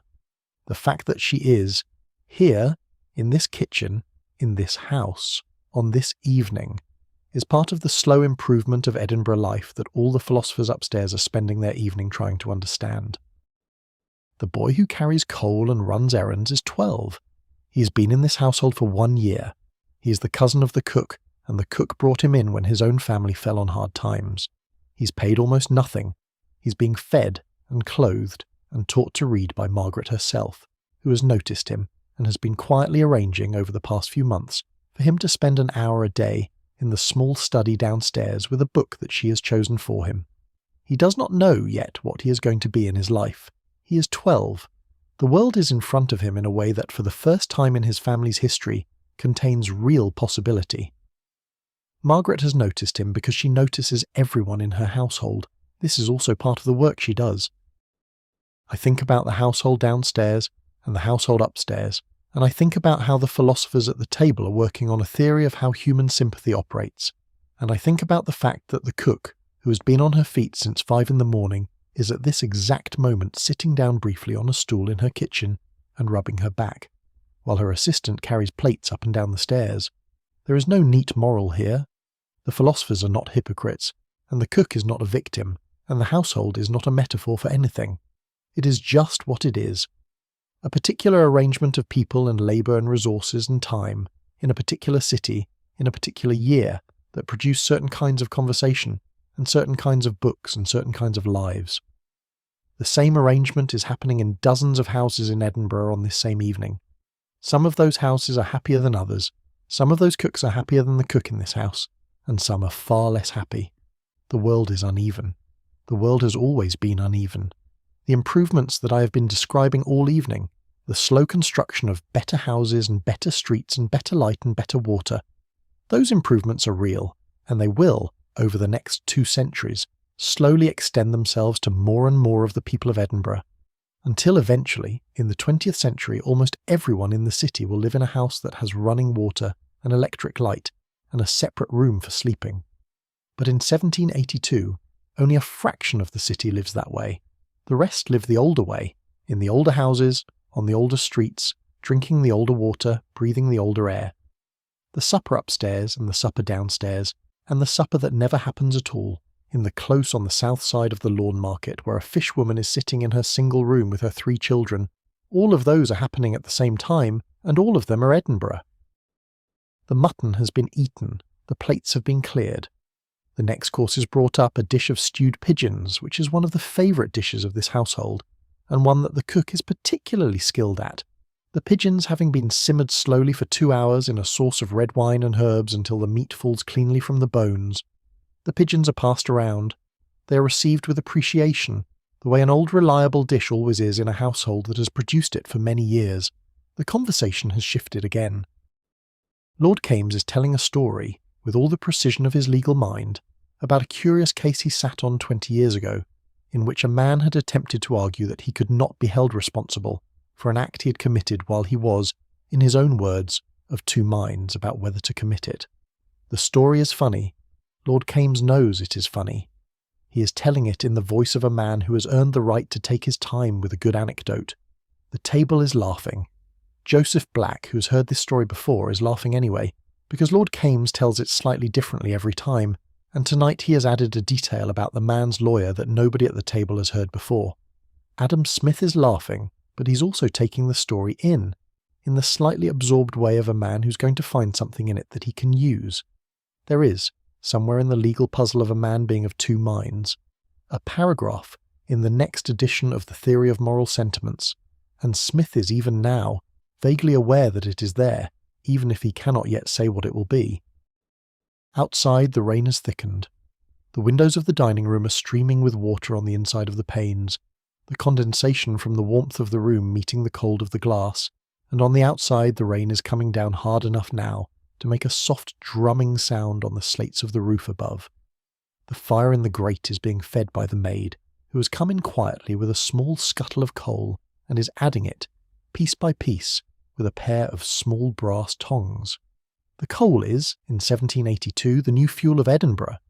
The city sits very near to the Midlothian coalfield, which has been mined for centuries but which has only recently begun to be exploited on a large scale, in part because of improvements in the technology of mining and in part because of the rising demand of the urban population.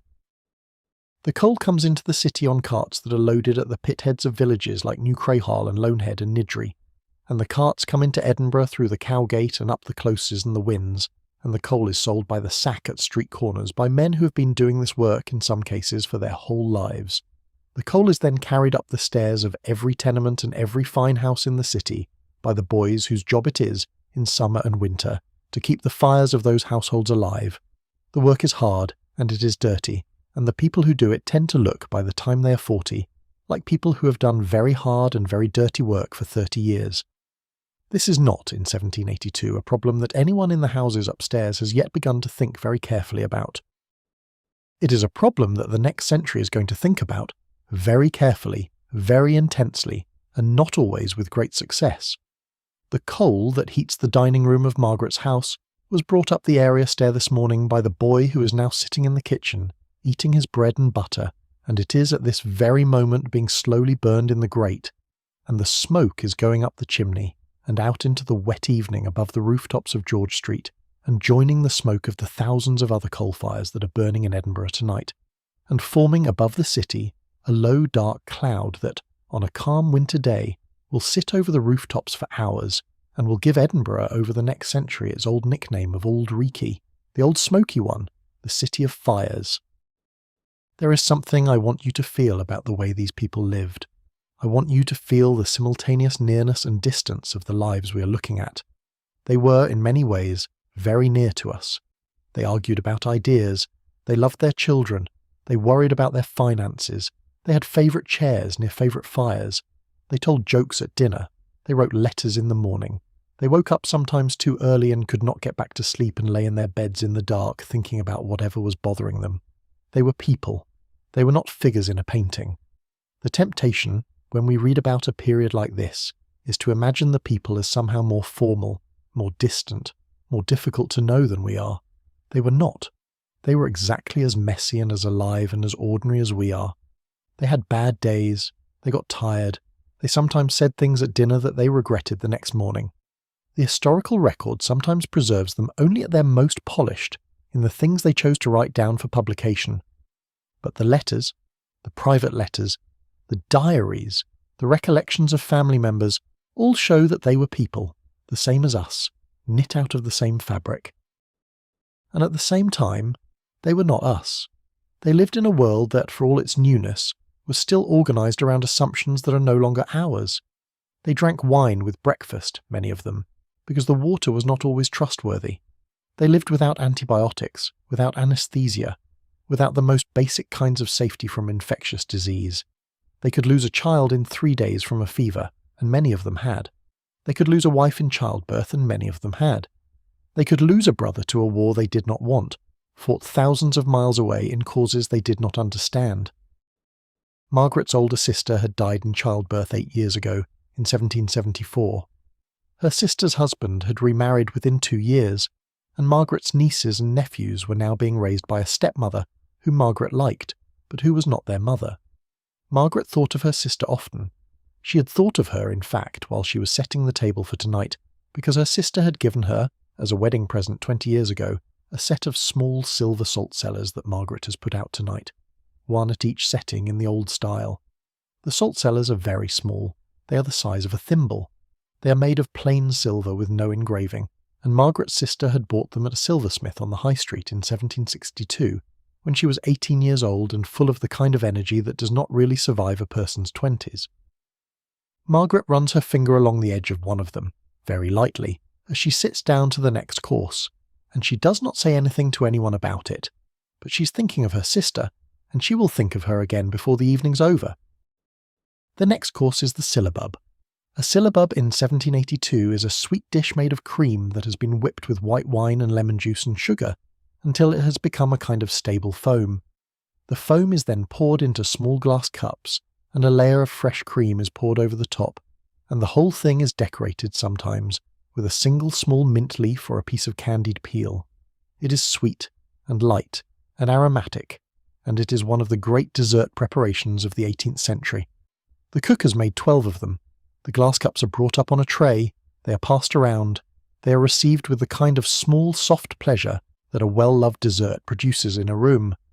The conversation softens. Everyone is now slightly full. The wine has been doing its work, the fire has been doing its work. The candles have burned down to about half their length. The evening has reached the particular point at which the conversation becomes more reflective, more philosophical, less inclined to argument and more inclined to a kind of slow, mutual sharing of thoughts that have been hovering in the room all night and have only now found the air they need. Alison Cockburn is talking about her songwriting. She's talking about The Flowers of the Forest, the song she wrote when she was 23 years old, and she's describing what it was like to write it. She did not, she says, sit down with the intention of writing a song. She'd been thinking about an old tune, an old melody, that had been in her family for generations. She'd been wondering whether new words could be put to it. She'd been walking, she says, in the late afternoon, in her family's garden in Selkirkshire, when the words began to come to her. She did not write them down at first. She walked, and she said them aloud, and she changed them, and she said them aloud again. And by the time she came back into the house, she had most of the song. She wrote it down then. She showed it to her father. Her father liked it. He sent it to a friend in Edinburgh who had a copy of the music. The friend put the words to the music, and the song began, slowly, to circulate. It was sung in private parlours in Edinburgh by 1746. It was sung at public gatherings by 1755. By 1770, Alison says, she would hear it sung in the street by a woman carrying a basket of fish, and she would smile to herself, and she would not say anything. The song had become, by then, larger than her. It belonged to Scotland. It did not need her permission. She let it go. The table is quiet, listening to her. Adam Smith is watching her with the kind of attention that he gives to the very few people in his life who he genuinely believes have something important to say. Hugh Blair has set down his glass and is leaning forward slightly. Margaret has not moved. The boy who is 12, the one who carries coal, has come in to refill the fire, and he is doing it silently, and he is also listening, although he does not entirely understand what is being talked about. The story Alison is telling is, at its heart, a story about how an idea or a piece of art is born, and what happens to it after it leaves the person who made it. Smith is going to think about this story for weeks. It is going to find its way, in some form, into a passage of his on the way that human creations enter the world. Hugh Blair, who has spent his life writing sermons, is also going to think about it.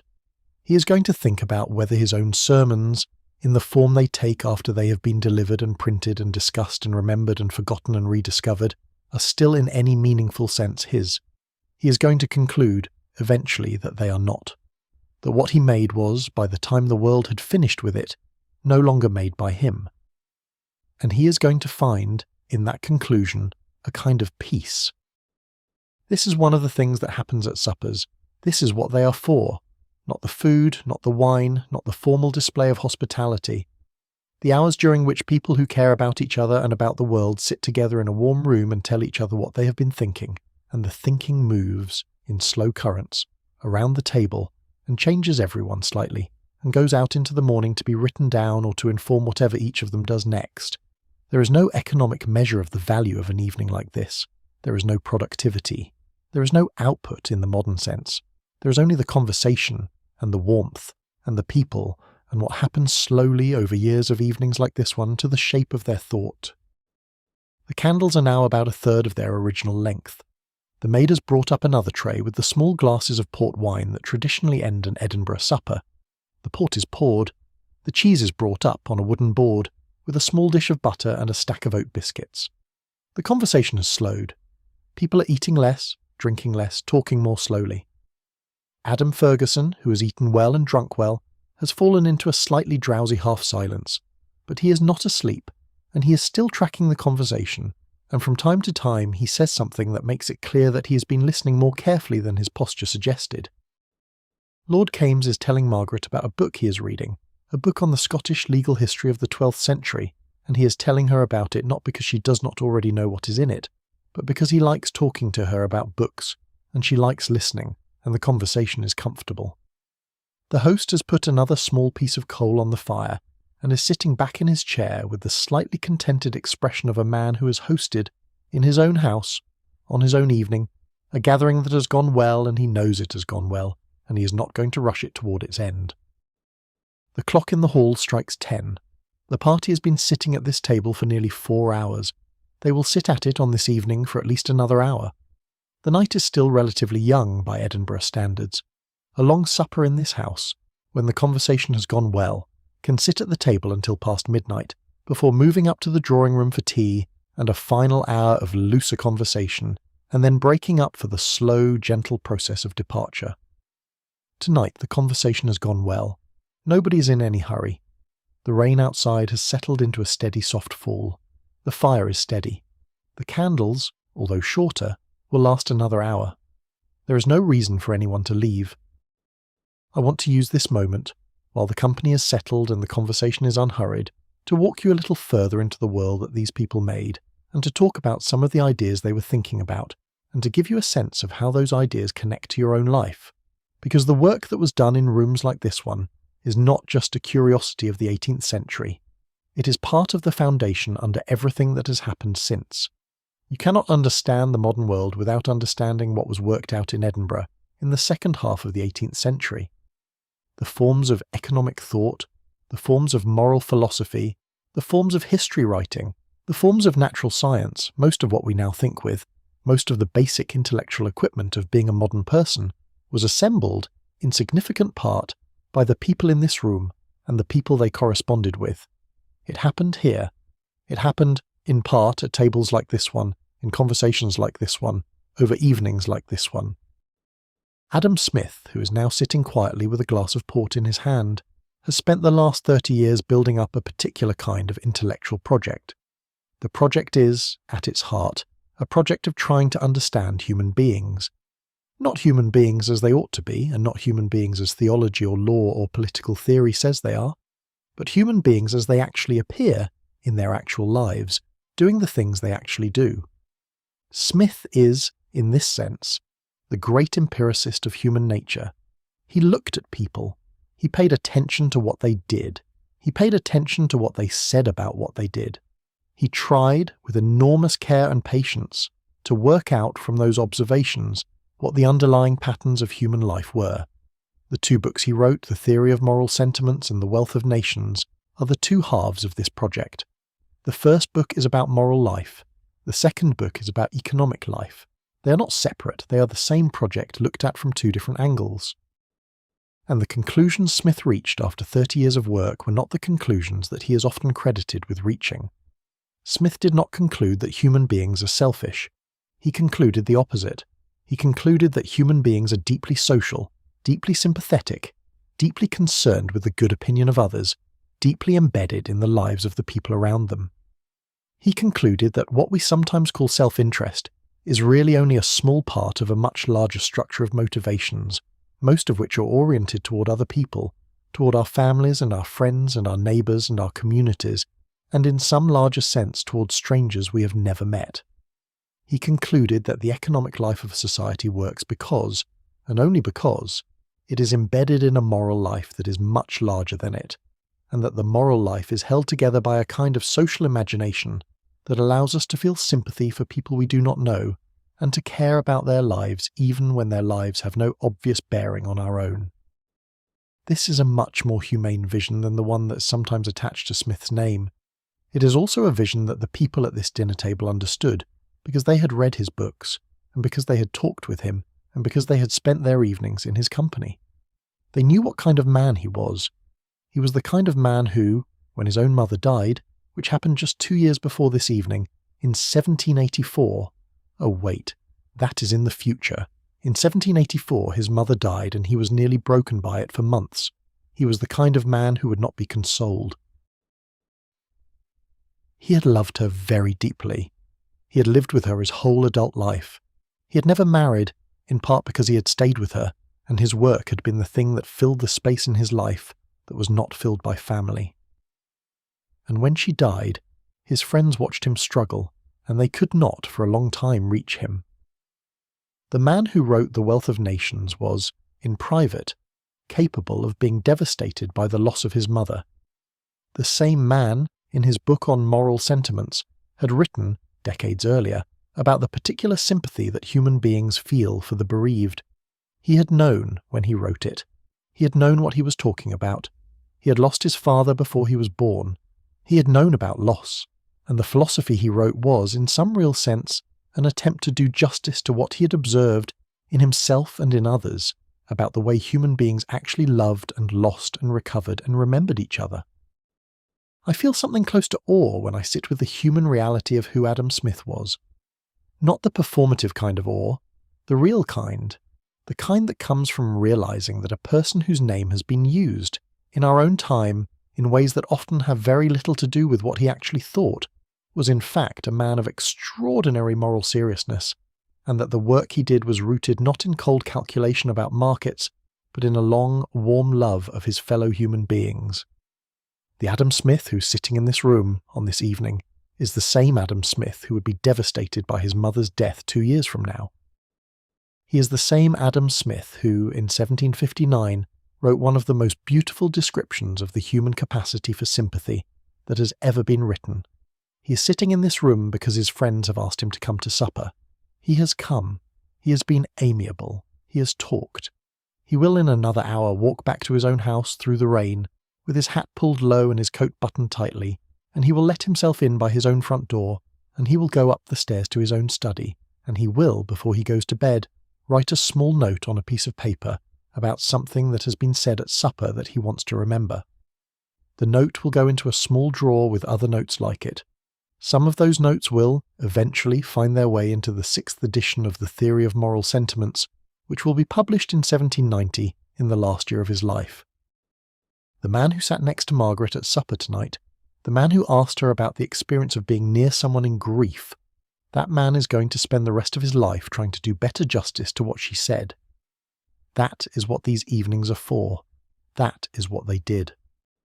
Joseph Black on the other side of the table has the slightly absent look again. He's thinking about latent heat. He's thinking about the experiments he did 20 years ago, in which he showed that when ice melts into water, it absorbs heat without changing temperature, that the heat goes somewhere, that it is in some sense hidden in the water, latent, available to be released again if the water freezes back into ice. This insight, this strange small fact that does not seem at first to matter very much, is going to turn out to be one of the foundational insights of modern thermodynamics. It is going to be used by James Watt, who has been working with Black for years, to understand why early steam engines were so inefficient and what could be done about it.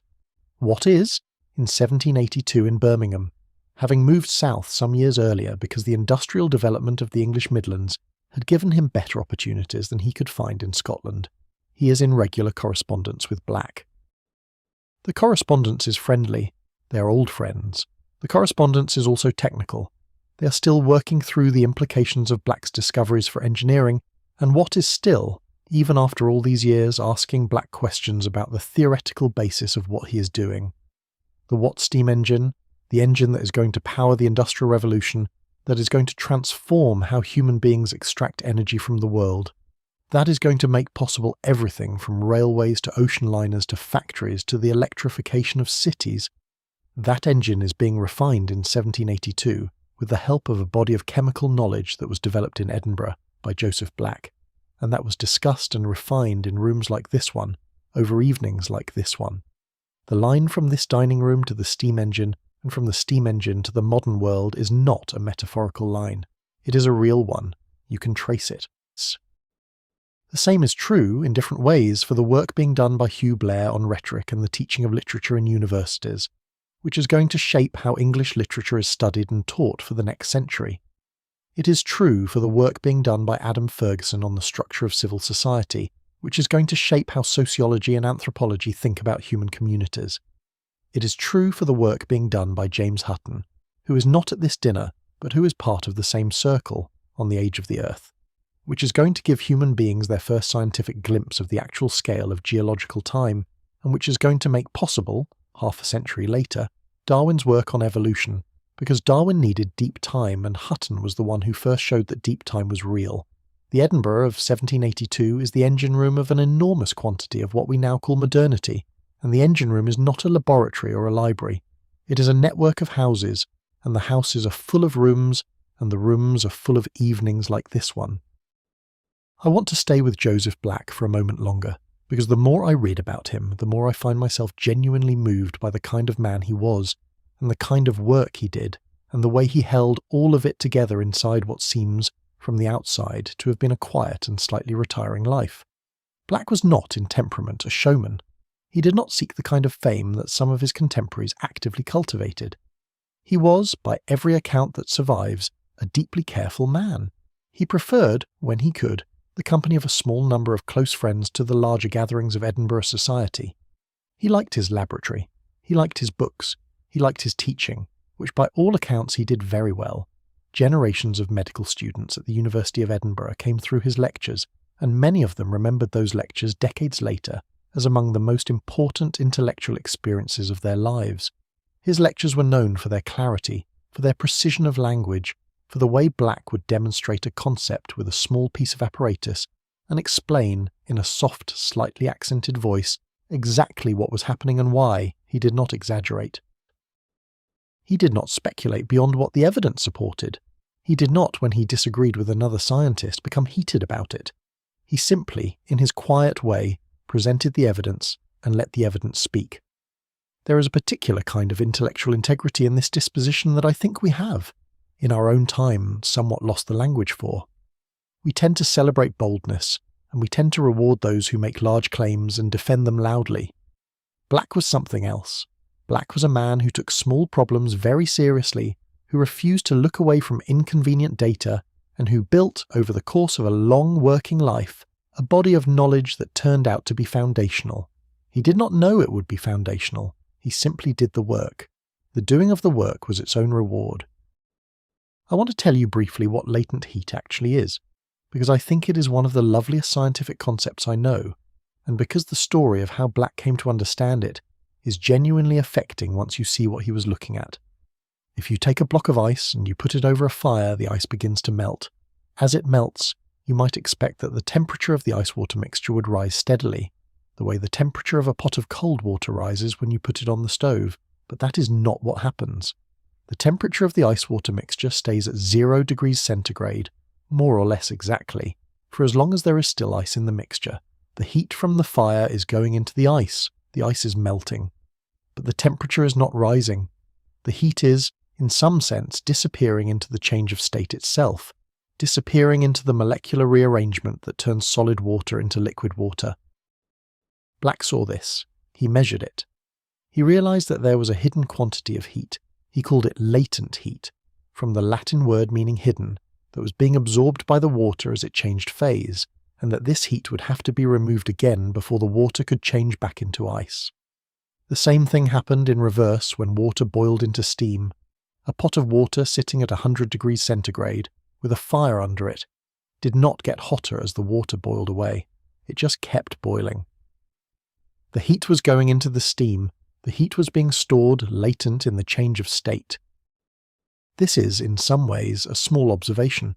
It is also, in other ways, the basis of how a steam engine actually works, because when steam condenses back into water, when the heat that was hidden inside it is suddenly released, it releases an enormous quantity of energy. James Watt understood, through his conversations with Black, that the early steam engines were wasting most of this energy by allowing the steam to condense in the wrong part of the engine, at the wrong moment, in a way that lost the energy rather than capturing it. The Watt engine was designed, in its essential innovation, to use the latent heat of condensing steam properly, to capture the energy of the phase change and to convert it into mechanical work.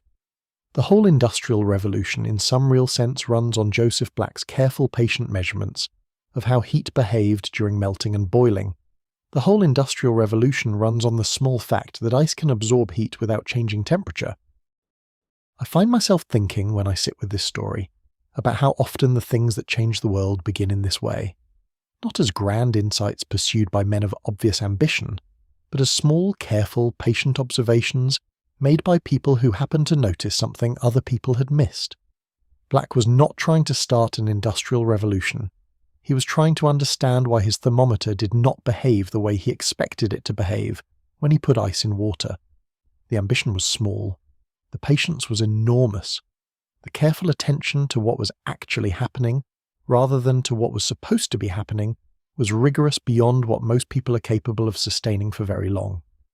And the consequences, decades later, after the work had passed through the hands of his friend Watt, and then through the hands of dozens of engineers across Britain and across Europe and across America, were on a scale that Black himself could probably not have fully imagined. I want to ask you something, and I mean this genuinely. Is there something in your own life that you have been doing quietly, carefully for a long time, without much recognition? Some small piece of attention you have been paying to a problem that nobody else has noticed? Some patient observation you have been making about how the world actually works, as opposed to how it is supposed to work? I do not mean anything grand. I mean the actual texture of careful attention that you have been bringing to your own work, or to your own family, or to your own corner of life. I want you to know, and I am saying this in the same warm, slow voice as I have been speaking in all night, that this kind of attention is one of the most valuable things a human being can do with their time. It does not look like much from the outside. It does not produce, in most cases, immediate or visible results. But the long, careful, patient practice of paying attention to what is actually in front of you is one of the ways the world gets quietly improved, and it is the way, in many cases, the most important things human beings know have been discovered. Joseph Black sits at Margaret's table tonight, in his slightly tired posture, thinking about a stopcock he's not sure he closed. He's not thinking about how he has changed the world. He's thinking about a small piece of apparatus in a basement laboratory across town. This is, in the end, what most of the people who change the world are actually doing on most evenings of their lives. They are thinking about small things. They are noticing small things. They are taking small things seriously. The accumulation, over decades, of this kind of attention is what produces in the end the work that lasts. I want to come back for a moment to something I touched on earlier and that I think deserves more time. The world outside this drawing room tonight includes the old town, with its closes and its tenements and its courtyards. It also includes, on a larger scale, the British Empire, which in 1782 is in the middle of one of the most consequential periods in its history. The American colonies are in the final year of their successful War of Independence. The Treaty of Paris that will formally end the war is being negotiated even now between American and British representatives in Europe, and it will be signed in September of 1783, less than a year from this evening. The men around this table know about this. They have opinions about it. Adam Smith, in particular, has been a vocal critic of the policies that led to the American War, and his arguments in The Wealth of Nations about the inefficiency and immorality of mercantile colonial policy were, in part, an argument against exactly the kind of imperial overreach that produced the American Revolution. He has been, in private conversation and in public writing, one of the more thoughtful British voices on the question of the empire and its limits. But the British Empire is not only America. In 1782, the British Empire includes, increasingly, large parts of the Indian subcontinent. It includes Caribbean colonies built on the labour of enslaved people. It includes a slave trade that, in this year, is still legal and active and profitable, and that is still being defended in print and in Parliament by many of the leading men of Britain.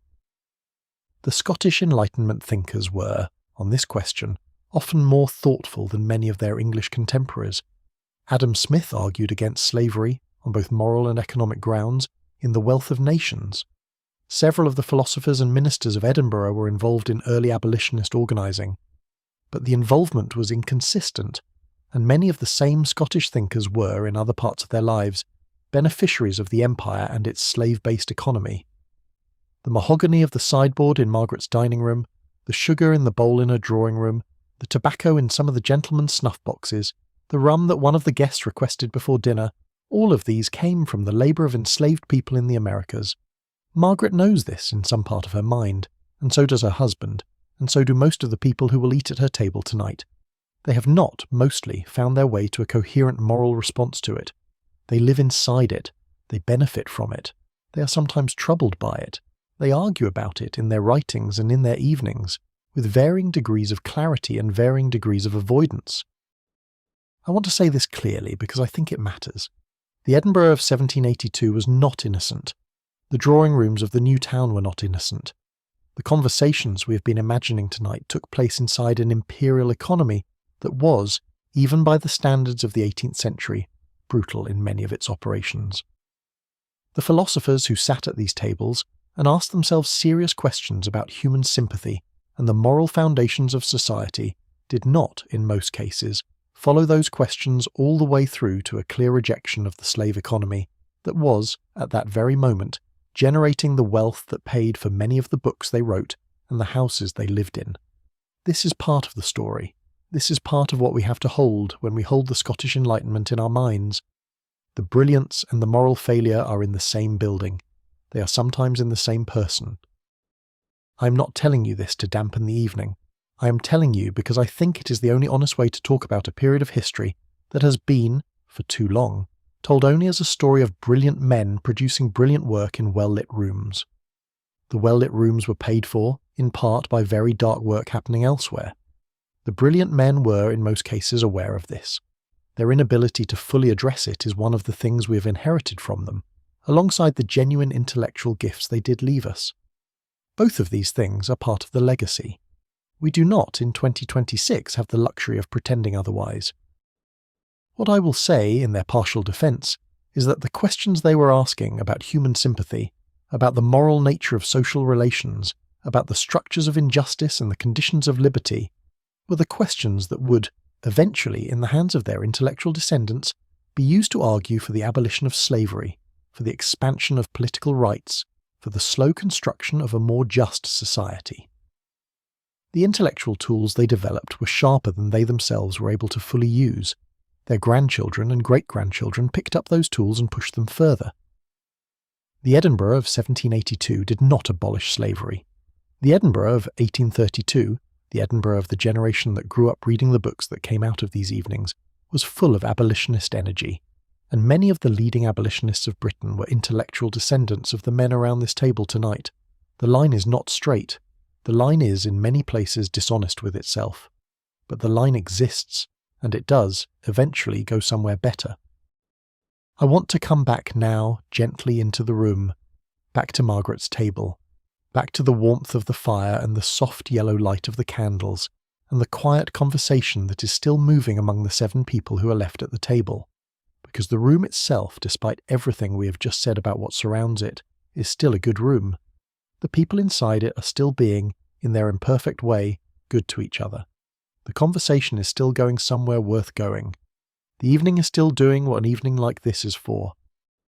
Margaret has been listening to Joseph Black explain something very gently to Elizabeth Hamilton about the work he's been doing on the chemistry of gases.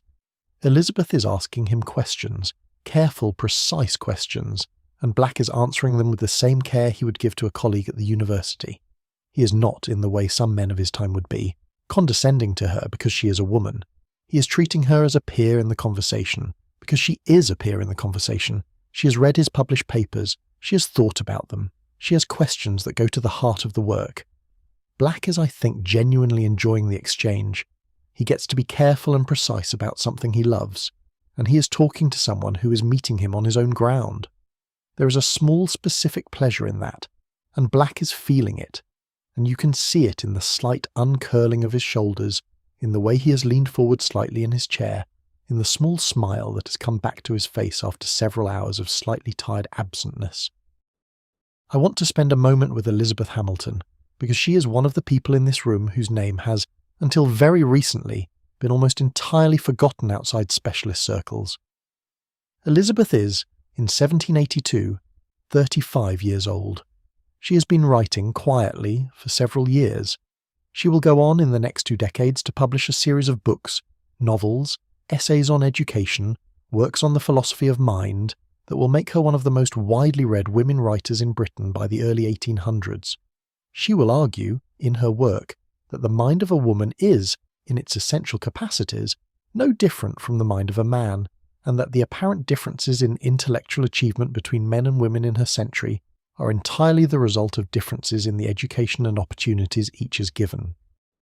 She will argue this carefully, with examples drawn from her own observation and from her reading, and she will be widely read, and she will, in her quiet way, do real work in shifting the way her generation thinks about the education of girls. She will be one of the people whose work makes possible, eventually, the opening of universities to women in the next century. She is, on this evening, in the early stages of all this. She has published her first book anonymously 2 years ago. She's at work on a second one. She has come to Edinburgh on this visit, partly to consult with Hugh Blair about a passage she's uncertain about. She is, by her own quiet calculation, getting ready to enter, more publicly, into the intellectual conversation of her time. The women in this room, including Margaret, are part of how she is preparing. They are reading her drafts, they are giving her feedback, they are introducing her to people who will help her find publishers. The network that supports her work is in many ways a network of women, operating quietly, alongside and through the more visible network of men. This is one of the things in the history of the Scottish Enlightenment that has only recently begun to be properly understood. The visible names of the 18th century, Smith, Hume, Black, Hutton, Ferguson, Blair, were men. The women around them have for a long time been treated by historians as ornamental, as supportive, as the gracious hostesses who made the careers of the men possible. The hostessing was real, and the gracious support was real.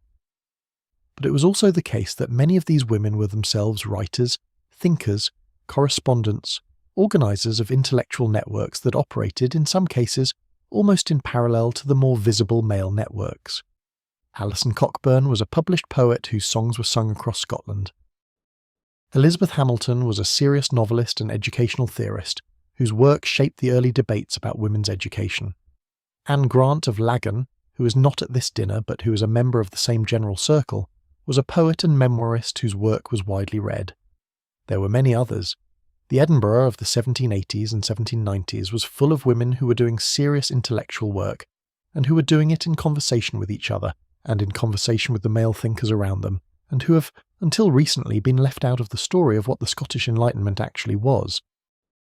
I have been thinking about this a lot, as I have been preparing to talk to you tonight, about how we tell the story of any period of history, about whose names get into the books, and whose names do not, about the way our picture of an entire century can be distorted, sometimes severely, by the simple fact that some kinds of work, public writing, university teaching, the publication of books under one's own name, were available in 1782 only to certain kinds of people, while other kinds of work, letters, conversations, the quiet shaping of other people's drafts, the running of evenings like this one, the network of correspondence that knitted the whole intellectual community together, were done largely by people whose names did not, for a long time, end up in the histories.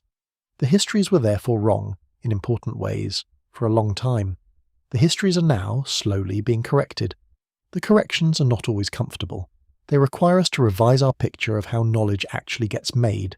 They require us to give credit to forms of work that did not, in the past, get counted as work at all. But the revision is genuinely exciting, I think, because what comes out of it is a richer picture of the 18th century than we used to have. The drawing rooms become more crowded. The conversations become more various.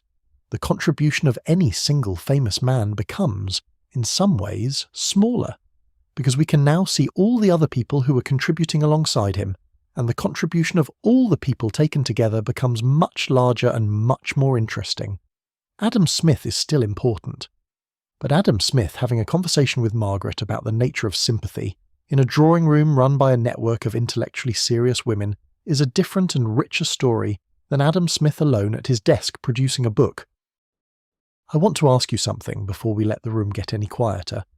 Have you ever been part of a conversation that you knew, at the time, was going to change the way you thought about something?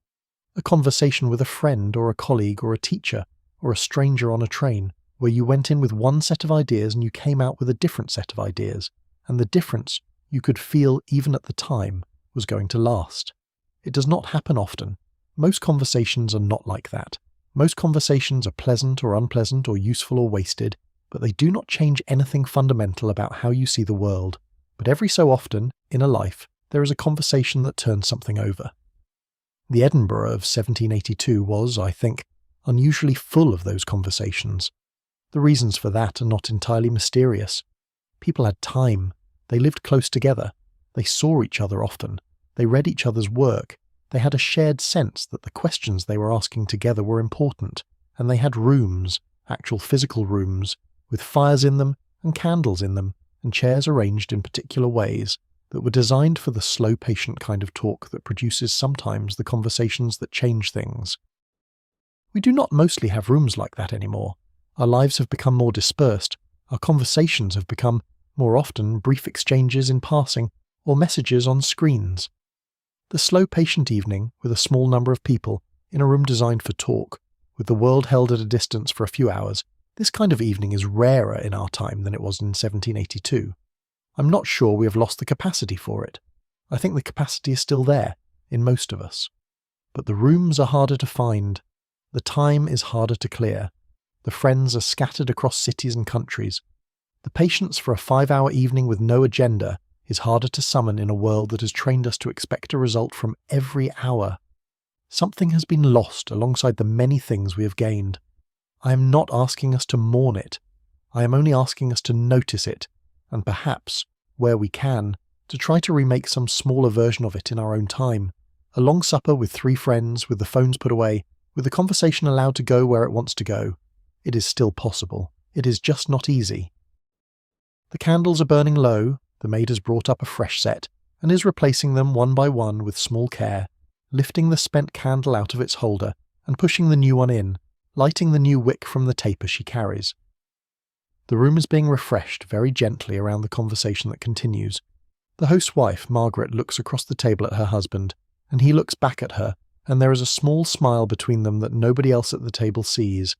The smile of 2 people who have been hosting these evenings together for 20 years, and who know, by the slight relaxation in each other's faces, that this one has gone well. Adam Smith stands. He thanks his hostess. He thanks his host. He says that he has, as always, enjoyed the conversation and that he hopes to be back soon. He bows slightly to Alison Cockburn, who has stood with him because she's leaving at the same time, and they walk together to the door of the drawing room. They will share a carriage as far as the old town. Smith's house is in the Canongate, and Alison Cockburn is staying with her brother in a house just at the eastern end of Princes Street, and the 2 destinations are close enough that they can share a hackney. The maid has brought their coats. The host has insisted on coming down the stairs with them to see them off at the door. The rain has slowed. The street outside is wet but no longer storming.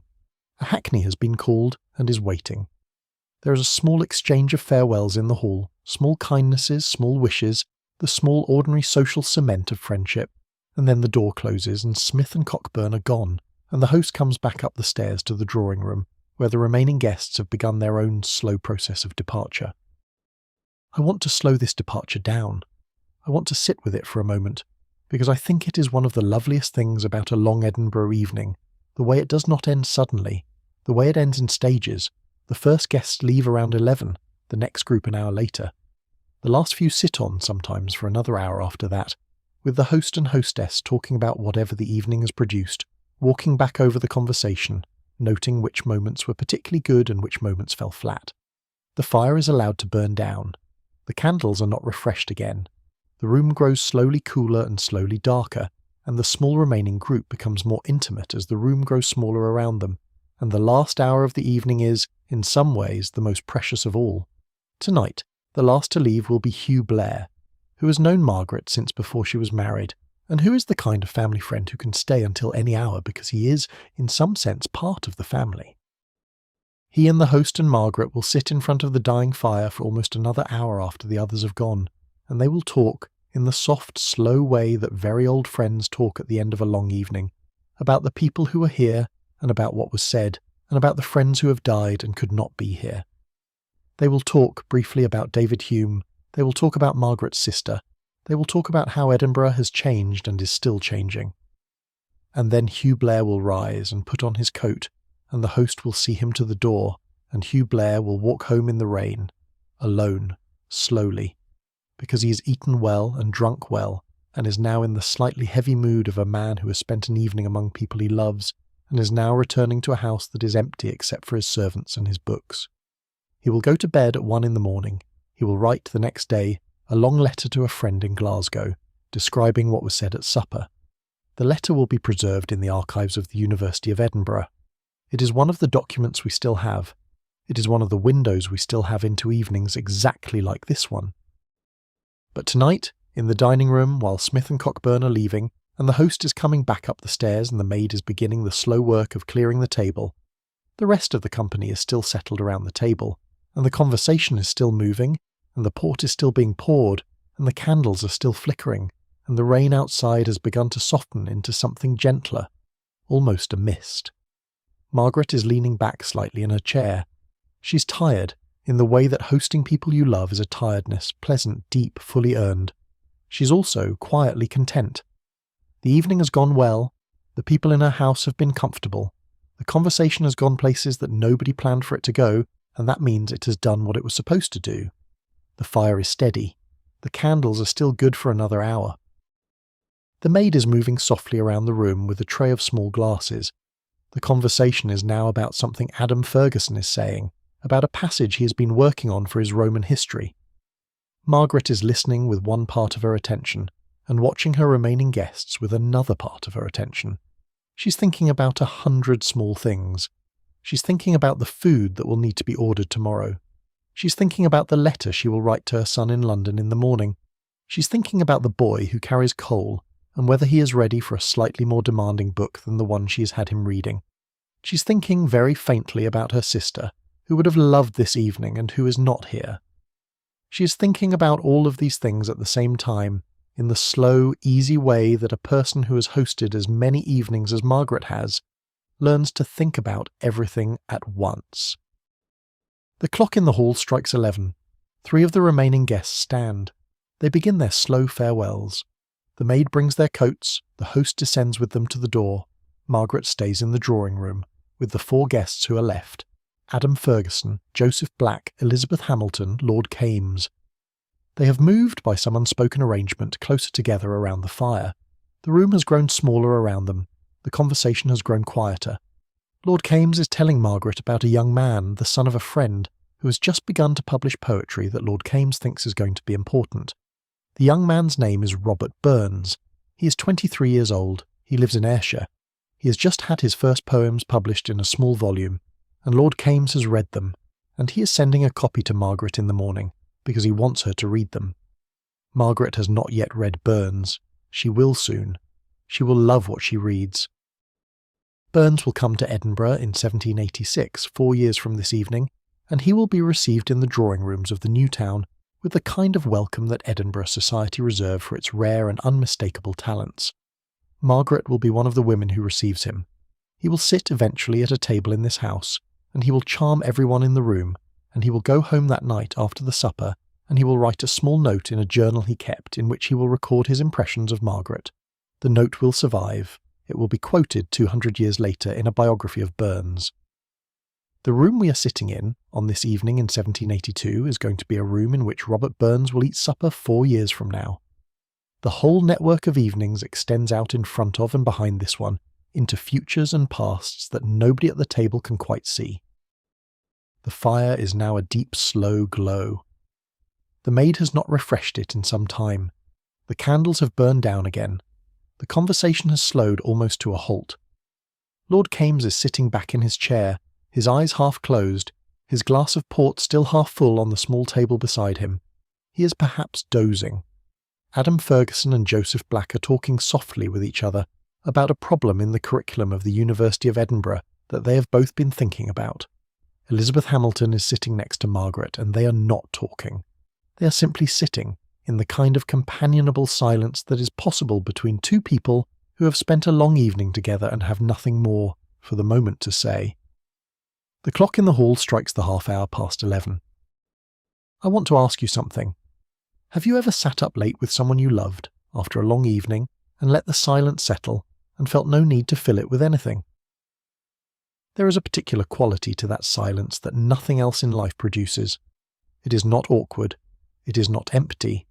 It is full of all the conversation that has come before it, and full of the warmth of the room, and full of the easy knowledge that the person next to you is exactly where they should be, and that you are exactly where you should be, and that the world for this small piece of time is in order.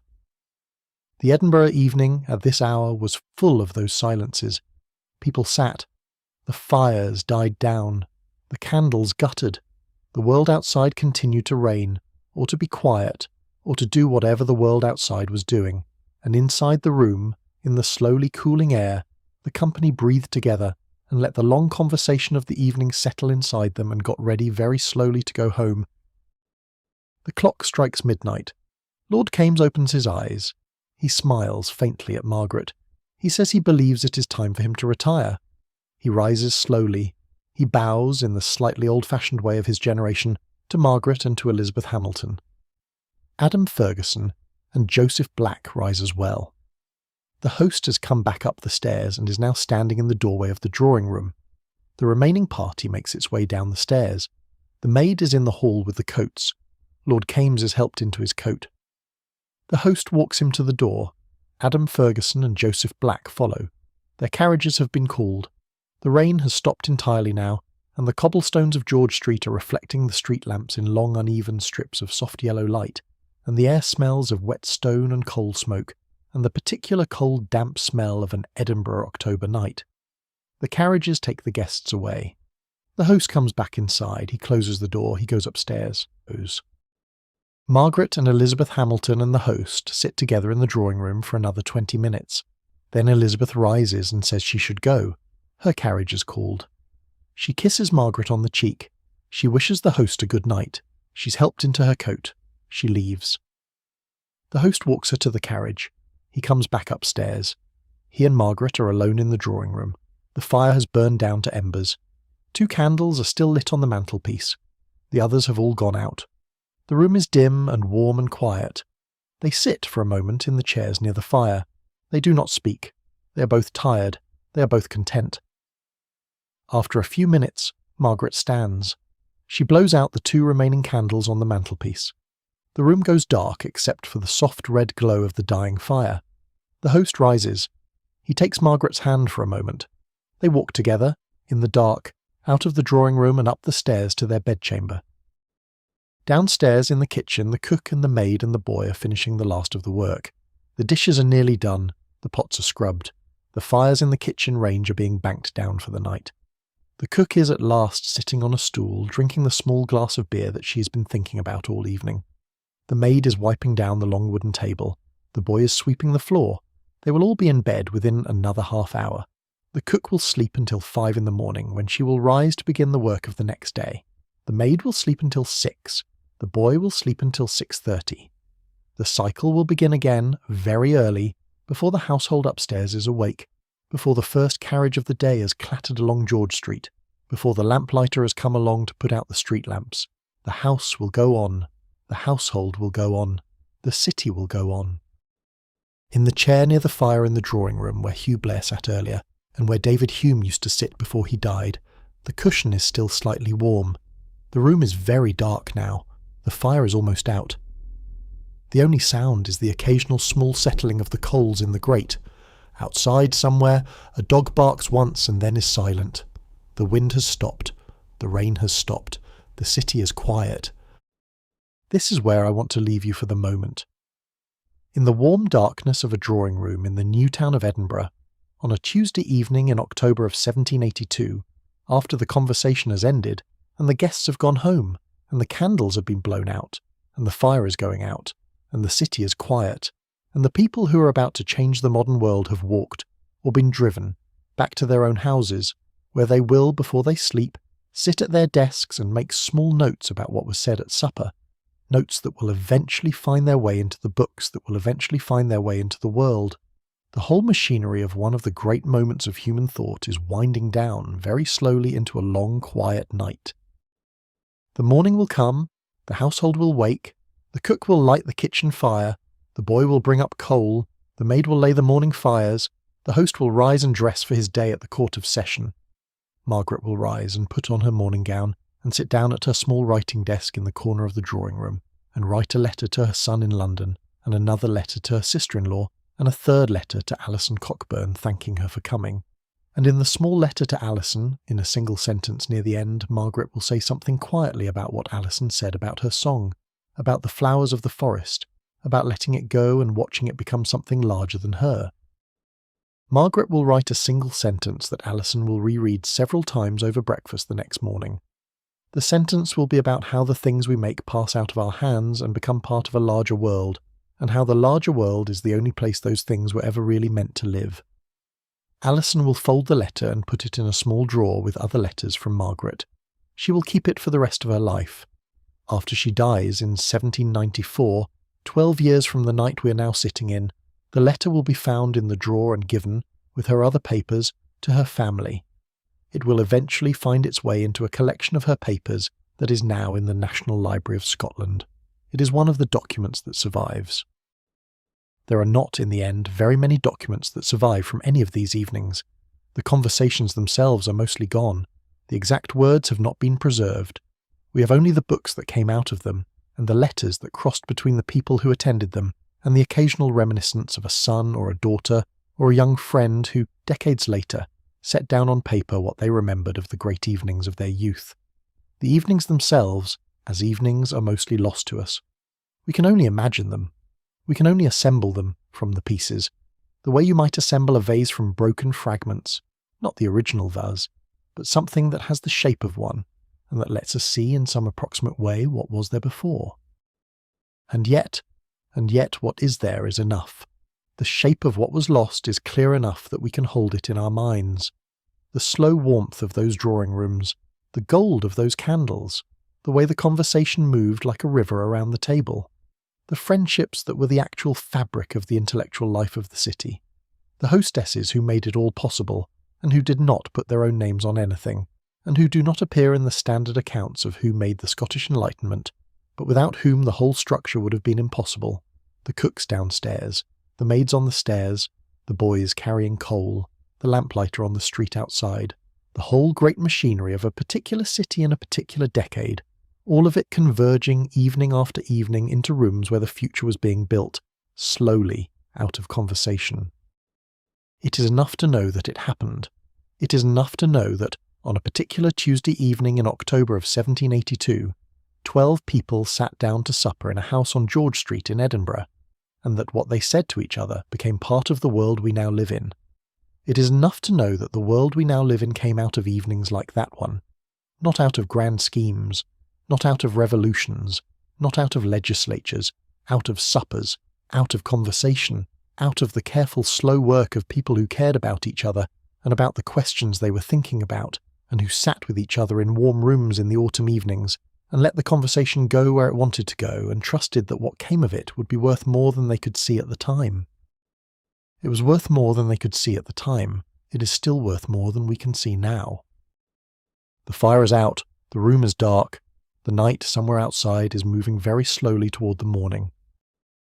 There is a kind of pause now in the evening I've been describing, and I want to use it to take you out for a while into the wider city, into the wider Scotland, into the wider 18th century, and to fill in some of the spaces around the room we have been sitting in, because the room cannot be understood without the city, and the city cannot be understood without the country, and the country cannot be understood without the period, and there are pieces of all of these that I want to set into place around the small bright picture of the evening at Margaret's table.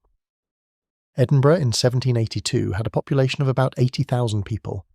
This was, by the standards of European capitals of the time, not large. London had perhaps 650,000. Paris had perhaps 600,000. Even Glasgow, 50 miles to the west, was approaching 40,000 and growing rapidly with the new tobacco and cotton trades. Edinburgh was middle-sized, but it had a density and an intensity that very few cities of any size in Europe could match. The old town on its ridge was one of the most crowded human spaces on earth, and the new town, slowly extending itself across the old North Loch, was one of the most ambitious pieces of urban planning anywhere in the world. The city had 2 universities, the old one, founded in 1583, and the medical school, which had become by the 1780s one of the most respected medical training institutions in Europe. It had 4 major churches and dozens of smaller ones. It had a thriving printing industry that was producing books in enormous quantities, including some of the most important books of the period. It had a community of lawyers, the Faculty of Advocates, that was one of the most powerful and educated professional bodies in Britain. It had banks, it had insurance companies, it had a royal society, it had a philosophical society, it had clubs for everything. There was the Select Society, the Poker Club, the Speculative Society, the Mirror Club, dozens of others, where men of letters met to talk and to read papers to each other. Some of these clubs admitted women, most did not. But the women had their own networks, their own correspondence, their own drawing rooms, and their networks crossed and overlapped with the men's. And the whole city was a kind of dense, overlapping mesh of conversation, in which everyone who mattered to the intellectual life of the city knew, more or less, everyone else. The wealth that made all of this possible came from a number of sources, and I want to be honest about them, because not all of them were as straightforward as the histories sometimes make them. Some of it came from the law. Edinburgh was the legal capital of Scotland, and the practice of law was lucrative. Some of it came from the universities and from the church. Some of it came from the small but steady local industry of the city itself, printing, brewing, textile production. Some of it came from rents on Scottish land, owned by Edinburgh families who had inherited estates in the country. Some of it came from the East India trade and from the West India trade, which is to say from sugar plantations in the Caribbean that were worked by enslaved people.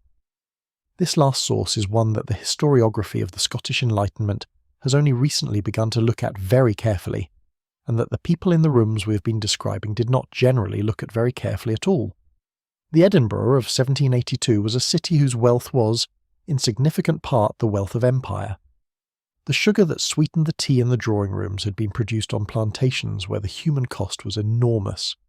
The cotton that was beginning to be woven into the fabric of the city's industry had been grown by enslaved people. Some of the wealthy Edinburgh families had direct holdings in the Caribbean. Some had cousins or sons or nephews who were managing plantations there. The connection was not abstract. It was woven into the household economies of some of the very families whose rooms we have been sitting in. I want to be careful here. I do not want to turn the story of the Scottish Enlightenment into a story of pure moral compromise, because that is not quite right either. There were people in Edinburgh in this period who were deeply opposed to the slave trade. Adam Smith in The Wealth of Nations wrote about slavery as a moral abomination and as an economic inefficiency. He thought the institution was both wrong and inferior to free labour on every count he could measure. Hugh Blair preached against the slave trade. Many of the Scottish ministers and intellectuals of the period took anti-slavery positions, and several of them were active in the movement for abolition.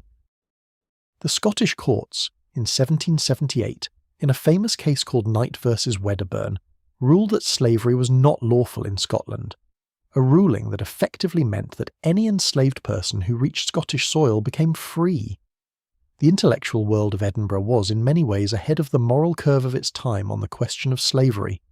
And yet the wealth of the city, the wealth that built the new town and paid for the candles and the wine and the wide stone houses with their classical proportions, was in part derived from a system that the same intellectuals condemned. The contradiction was real. It was not lost on everyone at the time, but it was also not always confronted, and it was certainly not resolved within the lifetime of the people we have been talking about. The full reckoning would come later, and even when it came, it would not be complete. I mention this because I think it is part of the honest picture of the world we have been describing, and because I do not want to leave you with the impression that the Edinburgh of 1782 was a paradise of pure thought. It was a real city, in a real empire with real entanglements. Its great philosophers wrote some of the most important and humane books of their period, and they also drank tea sweetened with sugar that had been grown by enslaved people. Both of those things are true. They have to be held together. The truth is rarely tidy. But I also want to say that the work that was done in those rooms was, in spite of, and partly because of these contradictions, real work. The arguments against slavery that Smith made in The Wealth of Nations were used 20 and 30 years later by the abolitionist movement.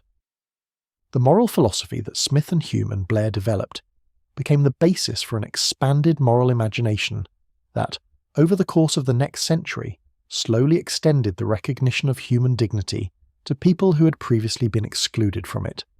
The work was imperfect, the work was incomplete, but it was real work, and it had real consequences, and the consequences were, on the whole, in a humane direction, even if they took longer to play out than any of the people in those rooms would have wished, even if the wishing itself was sometimes inconsistent with the cup of tea on the table. I want you to feel that the people I have been describing were not saints. They were people. They were people of their time, with the limitations of their time, with the moral blind spots of their time.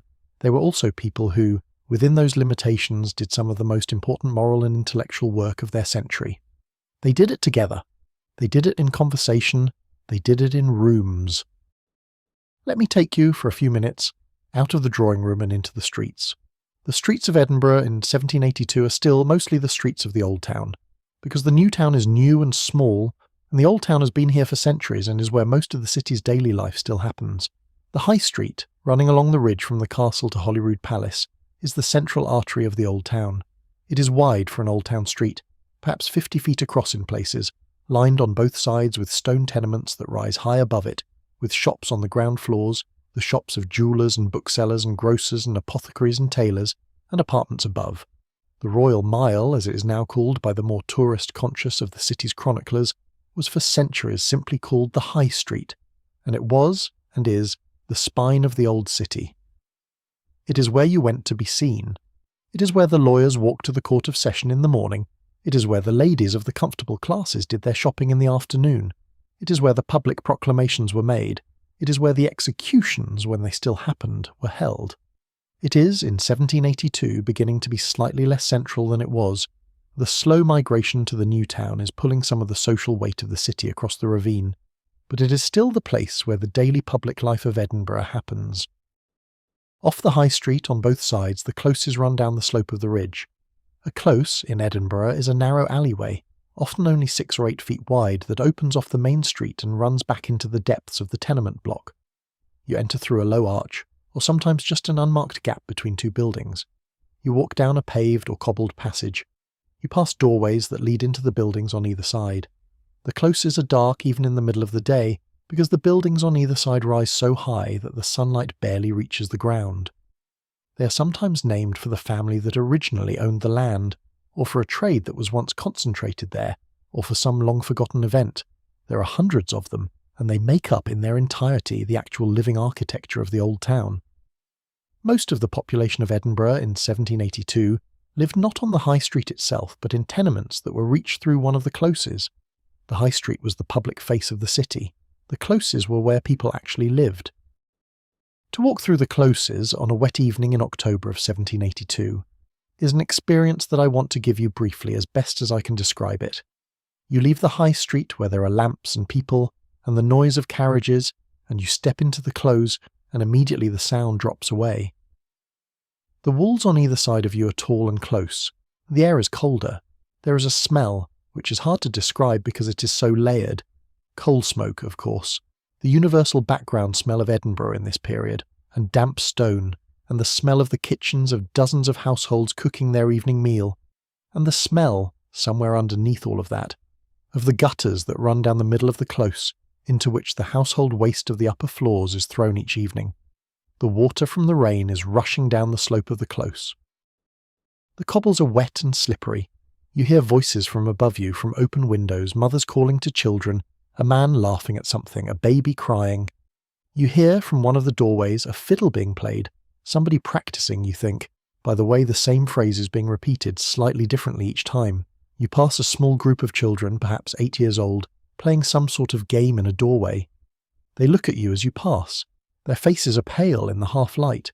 They are dressed in worn clothes that have been mended many times. They go back to their game. You continue down the close. Halfway along, a doorway opens, and an old woman steps out carrying a small basket.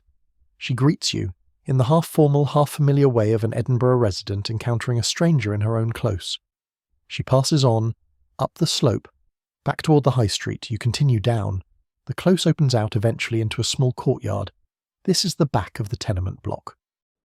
On the far side of the courtyard, another close leads further down, toward the next street below, where the smaller and poorer streets of the Old Town begin.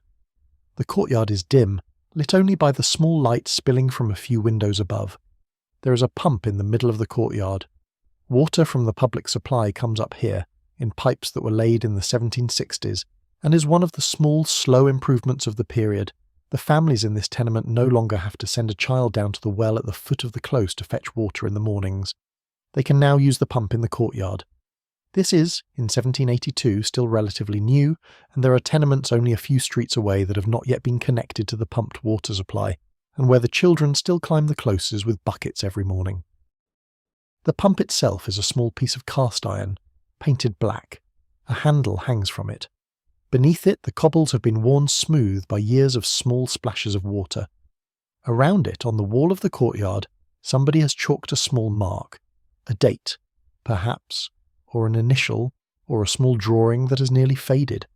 The whole courtyard, in the soft light of evening, has the look of a place that has been used hard for a very long time, and that has accumulated in its small details the marks of all the lives that have passed through it.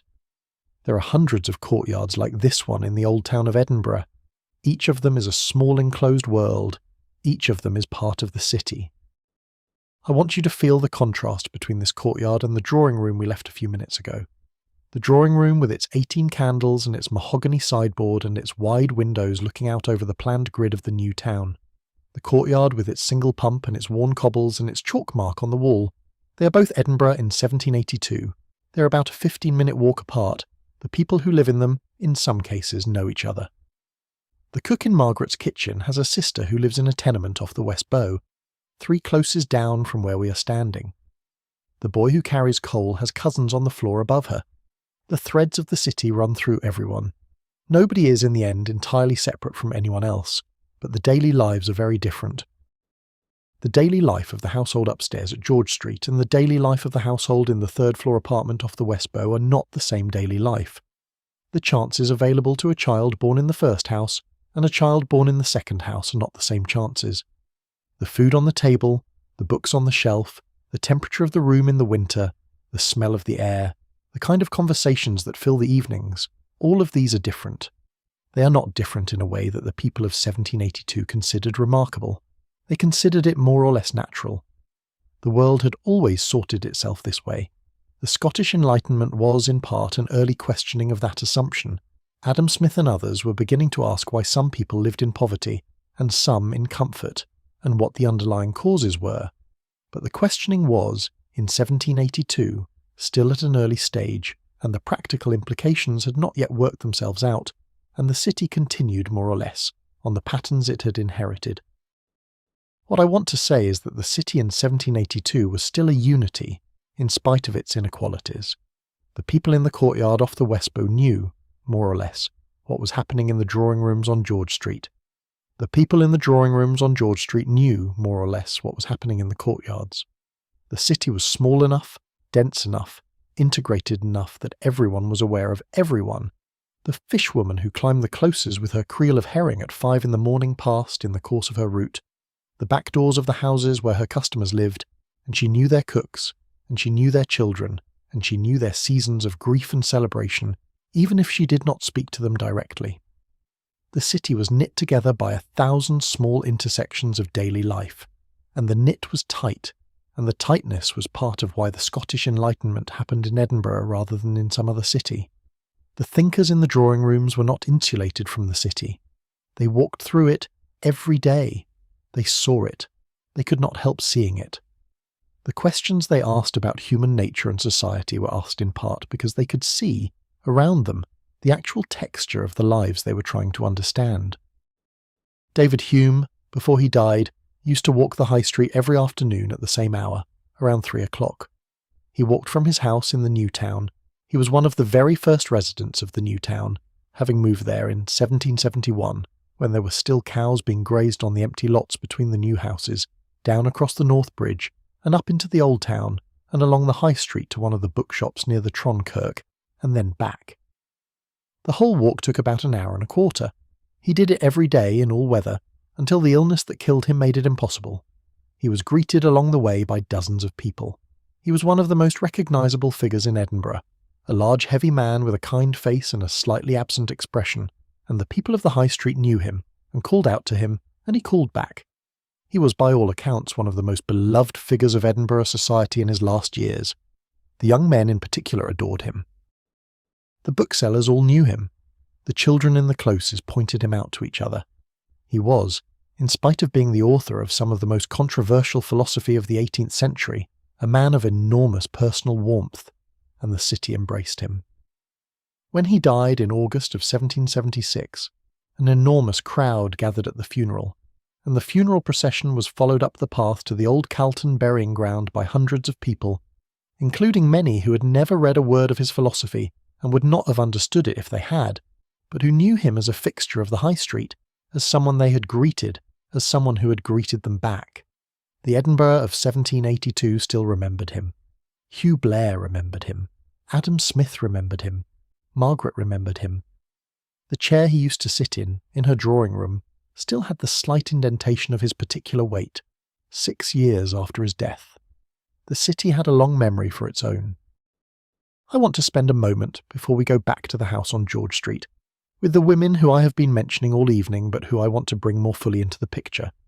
Because the Edinburgh of the 1780s was not a city of male philosophers being attended to by silent female hostesses.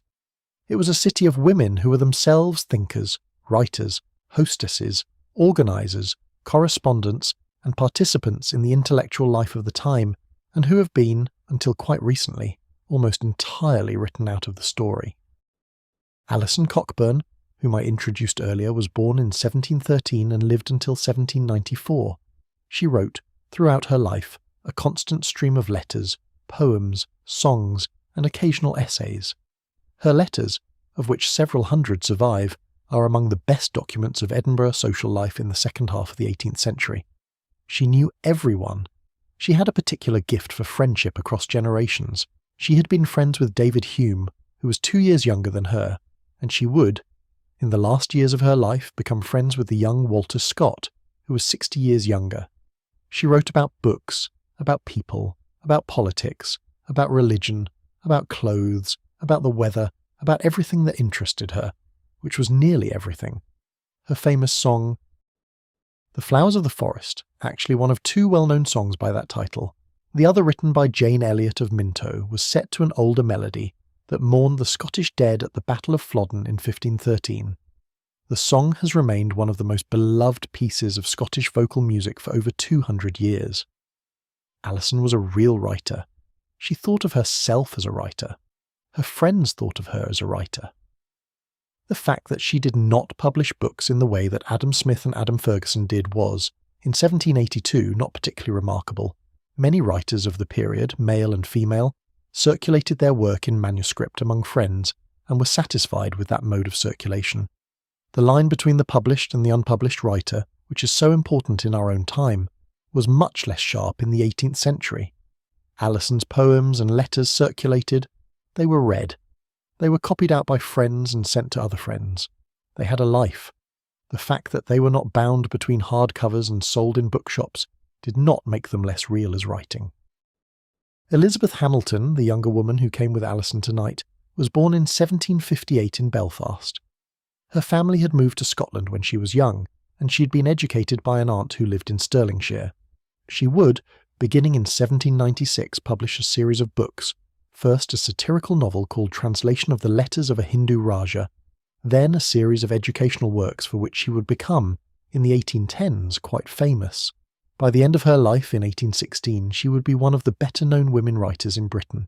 In 1782, she is 24 years old, unknown, unpublished, with a manuscript translation of a French essay folded under her arm.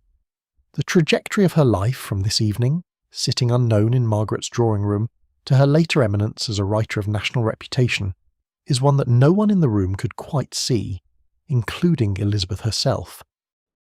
There were many others, Anne Grant of Lagan, who would later publish memoirs of her American childhood, Mrs. Anne Murray Keith, whose letters preserved an enormous amount of information about Edinburgh life, Mrs. Ferrier, the mother of Susan Ferrier, who would become one of the most successful Scottish novelists of the early 19th century, the Mrs. Hutton, who hosted their own literary gatherings on Princes Street. The names go on. Some of these women published books, some did not. Some are remembered in the histories of Scottish literature, some are not. But all of them participated in the intellectual life of Edinburgh in their own ways, and the intellectual life of Edinburgh would not have existed in the form it did without them. There is a particular kind of intellectual labour that women in the 18th century did, and that has been very hard to write about, because the labour does not leave the kind of records that conventional scholarship is good at finding. The conventional record is books and pamphlets and published works. The labour that women did was more often the labour of correspondence, of conversation, of the keeping of friendships across distance, of the introduction of one mind to another, of the testing of ideas in private before they were committed to print. We do not have, for the most part, the text of those conversations. We have only their downstream consequences. We have the books that came out of them. We have the letters that allude to them. We have the occasional passing reference in a biography or a memoir. From these scattered traces, we have to reconstruct what was, almost certainly, an enormous body of intellectual work that has in its specifics been mostly lost. I think about this often. I think about how much of the actual intellectual history of the world is invisible to us, because it happened in forms that we do not, as a culture, know how to preserve. The book is preservable. The letter is preservable sometimes if someone keeps it. The conversation is not preservable, and yet so much of what mattered in the development of human thought happened in conversation.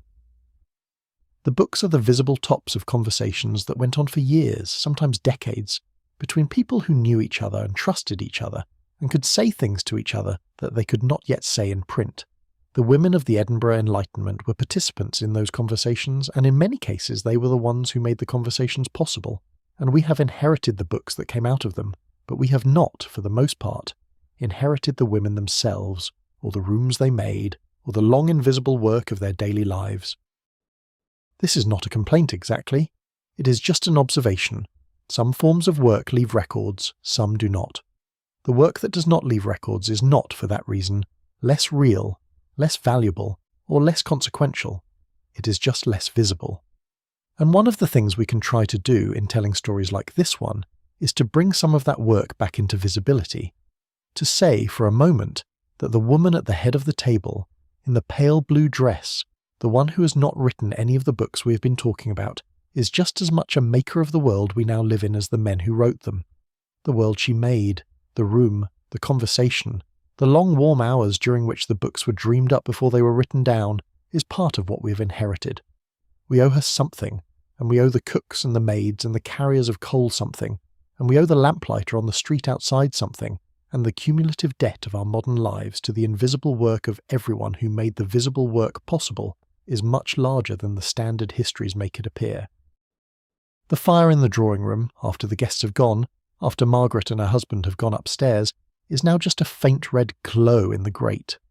The maid has come in once, briefly, to check that the fire is properly banked and not going to throw a spark onto the floorboards, and she has gone out again. The room is otherwise empty. The candles are out. The chairs are slightly disordered from where the guests sat in them. The small writing desk in the corner still contains the manuscript that Elizabeth Hamilton handed to Margaret earlier in the evening. The mantelpiece holds the 2 candle holders, with the stumps of the spent candles still in them, the wax cooled and hardened, waiting to be removed in the morning. The room is in the kind of quiet that only a room can be in after a long evening of voices. I want to take you very briefly into the houses of the other guests. I want to follow them home. Because the evening does not end at the front door of Margaret's house. It continues, in slightly different forms, in each of the houses where the guests now find themselves, and the small private hours after a supper, in each of those houses, are part of how the work of these evenings actually gets done. Adam Smith, after he and Alison Cockburn shared the hackney across the Old Town, has been let down at his door in the Cannon Gate. He has paid the driver. He has gone up the steps and let himself into his own house. His mother, who is 78 years old, is asleep upstairs. His cousin Janet Douglas, who runs the household, has stayed up to wait for him, as she usually does on the nights when he is out. She's sitting in the small parlour downstairs, with a single candle burning, knitting a stocking. She greets him without rising. She asks him how the evening was. He says it was good. He sits down in the chair opposite hers. He takes off his shoes, which are wet from the walk from the carriage to the door. Janet has, without his asking, put a small kettle on a hook over the fire, and she now lifts the kettle off and pours a cup of hot water, into which she has put a slice of lemon and a small amount of honey. She passes it to Smith. He drinks it slowly. They sit in companionable silence for several minutes. Then Smith rises, sets down the empty cup, kisses Janet on the forehead. They have lived together for many years, and the gesture is the easy affection of long household life, and goes upstairs to his study. In the study, which faces north over the Cannon Gate, the candle Janet has lit for him is burning on his desk. He sits down. He picks up a quill. He dips it in the ink. On a small piece of paper, he writes a single sentence. The sentence is about something Margaret said, about the alteration of air in a room when someone is grieving. He writes the sentence carefully. He reads it over. He folds the paper and puts it into a drawer of the desk, where it joins dozens of other small notes that he has been collecting for the revision of the theory of moral sentiments. He blows out the candle. He sits in the dark for a moment, alone, in the chair where he does most of his thinking. The house around him is quiet. The cannon gate outside is quiet. He can hear, very faintly, the sound of the wind in the chimneys. He sits for perhaps 10 minutes, doing nothing, thinking nothing in particular, simply allowing the day to settle.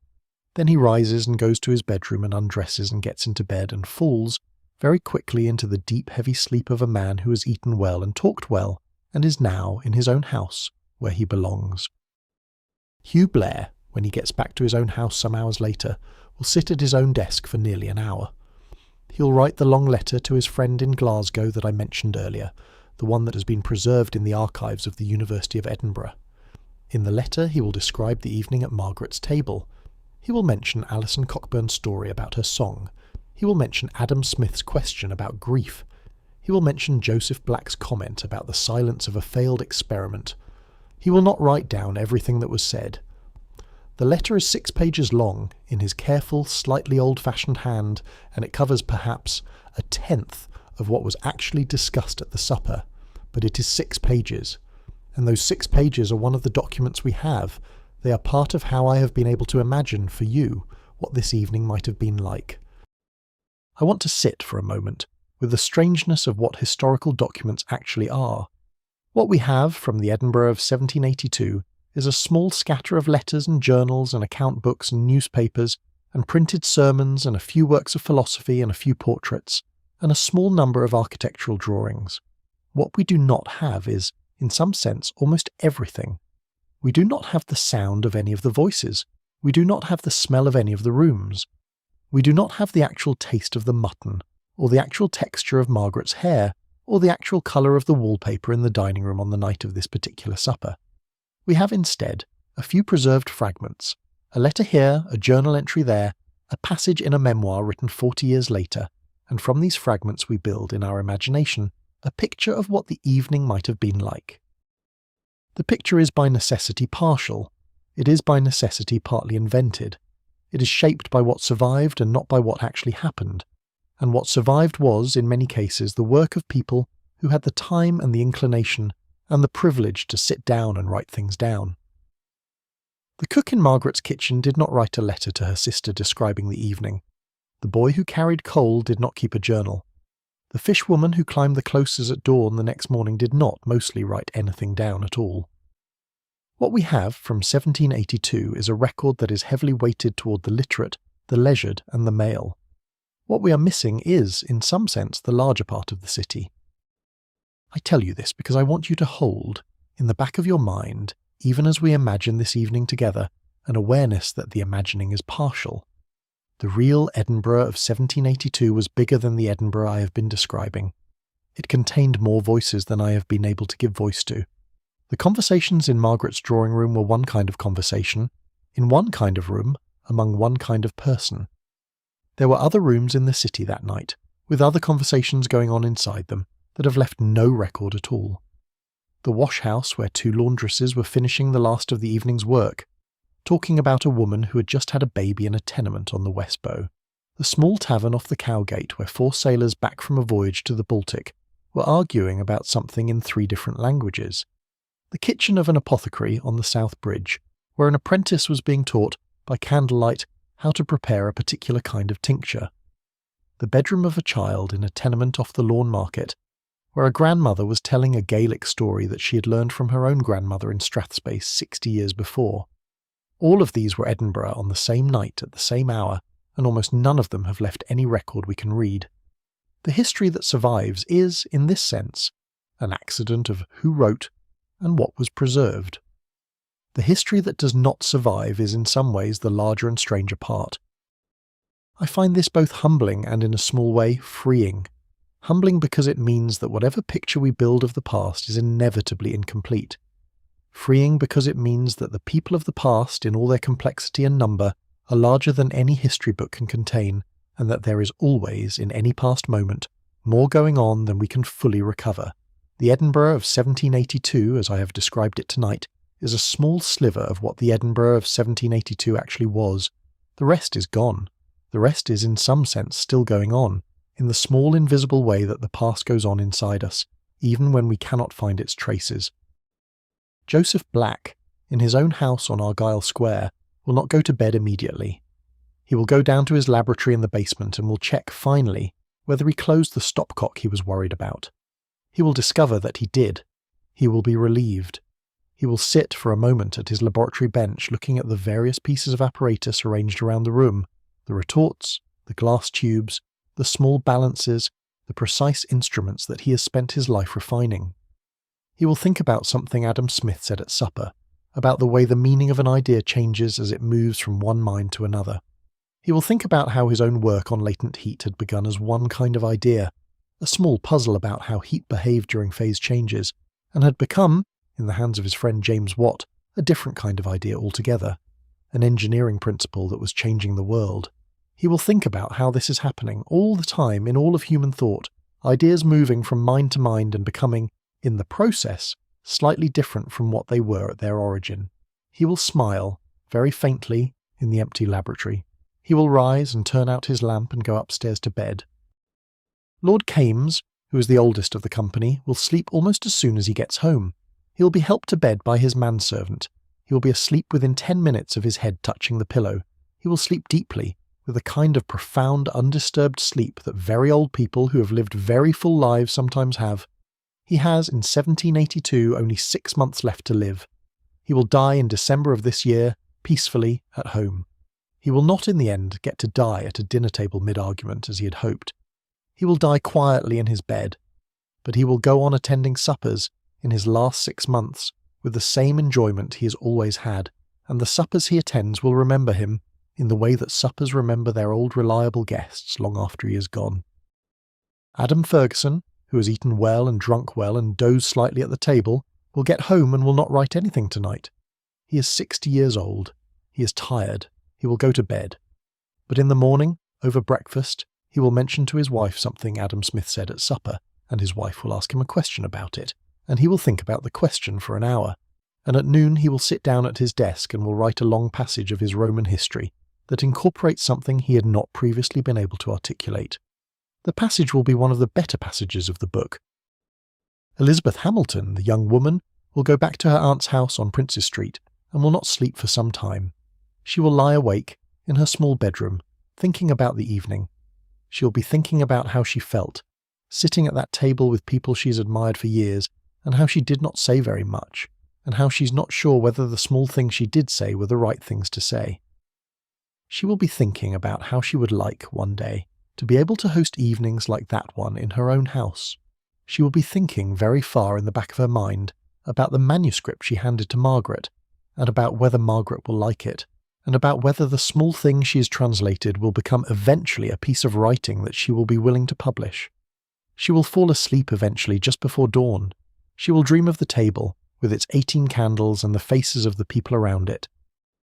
Alison Cockburn, in her brother's house at the eastern end of Princes Street, will sit up for another half hour after she gets home. She's 69 years old. She does not sleep as deeply as she used to. She will write a short note, in her bold, rapid handwriting, to a friend in London, a young woman she has been mentoring through correspondence. In the note, she will describe the supper. She will mention everyone who was there. She will say that the conversation was particularly good, and that there is something in the air in Edinburgh these days, some quality of attention, that she has not felt in any other city she has visited, and that she does not entirely understand. She will finish the letter, seal it, and put it on the small table by the door, where it will be picked up in the morning by a servant and taken to the post. She will then go to bed. She will sleep finally, well past dawn. And in the kitchen of Margaret's house, the cook and the maid and the boy have by now finished their work and have gone to their own beds, in the small rooms behind the kitchen and in the attic above. The cook sleeps the heavy, untroubled sleep of a person who has worked a long, honest day. The maid sleeps lightly in the way of younger people. The boy sleeps deeply, with his hand under his cheek, like a child, which he still is. The house is by 2 o'clock in the morning entirely quiet. The fires are banked, the candles are out, the doors are locked, the whole household upstairs and down breathes slowly through the rest of the night. I want to talk, before we go much further, about the particular quality of Edinburgh nights, because there is something about the way the night settles over this city, in the 18th century and still today, that I think shapes the kind of life that was possible there. The city sits at 55 degrees and 57 minutes of latitude, quite far north, by European standards. The nights are long in winter. In December, the sun goes down at 3:30 in the afternoon, and does not come up again until nearly 9 in the morning. The night, for half the year, dominates the day. The evenings begin very early. The candles are lit before 5 o'clock. The whole shape of the day, in winter, is built around the long evening, the long night. This is, I think, part of why Edinburgh developed the particular culture of the long supper, the long drawing room evening. The night was so long and so dark and so cold that the only sensible thing to do was to gather, to be together, to make a small, bright, warm island in the middle of the very large dark. Even in October the night is long. By 8 in the evening it is fully dark. By midnight the city has been in darkness for 4 hours. By 4 in the morning it will have been in darkness for 8. And the darkness is, in 1782, real darkness. The street lamps in the new town and along the main thoroughfares of the old town are giving some light, but most of the city, off the main streets, is essentially unlit. The closes are very dark. The courtyards are very dark. The alleys behind the tenements are completely dark. To walk through this city at night without a lantern was almost impossible. You needed light. The light had to be carried. The light cost something, candles cost money, lamp oil cost money, and so most people by the late evening were inside their houses, in whatever small pools of light they could afford to maintain. The city by midnight was, in some sense, asleep, though not quite asleep, because some kinds of work went on through the night, and some kinds of life went on through the night. But the public life of the city, the conversational life, had retreated into the small lit interiors, and the streets had given themselves back to the dark. There is something about a long northern night that, I think, makes a particular kind of intellectual life possible. The long evenings give the time, the cold air gives the reason to gather, the dark outside makes the warmth inside more precious.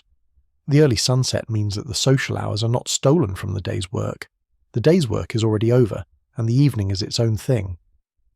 The Edinburgh philosophers all worked during the day. They were almost all professional people. They were lawyers, ministers, professors, civil servants, doctors. They did their professional work in the morning and through the middle of the day. The evenings were free. The evenings were when the real intellectual life happened. And the evenings were long and dark and cold and made for conversation. I do not want to overstate this. There were great intellectual cultures in the 18th century in cities much further south, in Paris and Naples and Edinburgh and Madrid, where the nights were shorter and the climate was warmer. The long northern winter is not necessary for intellectual life to happen, but I do think that the particular shape of Edinburgh intellectual life, the deep emphasis on the long evening at home, on the carefully managed indoor space, on the small intense circle gathered around a fire was, in part, a response to the particular kind of night that this city offered. The night was the resource. The conversation was what was done with it. The night, in 1782, is now well past midnight.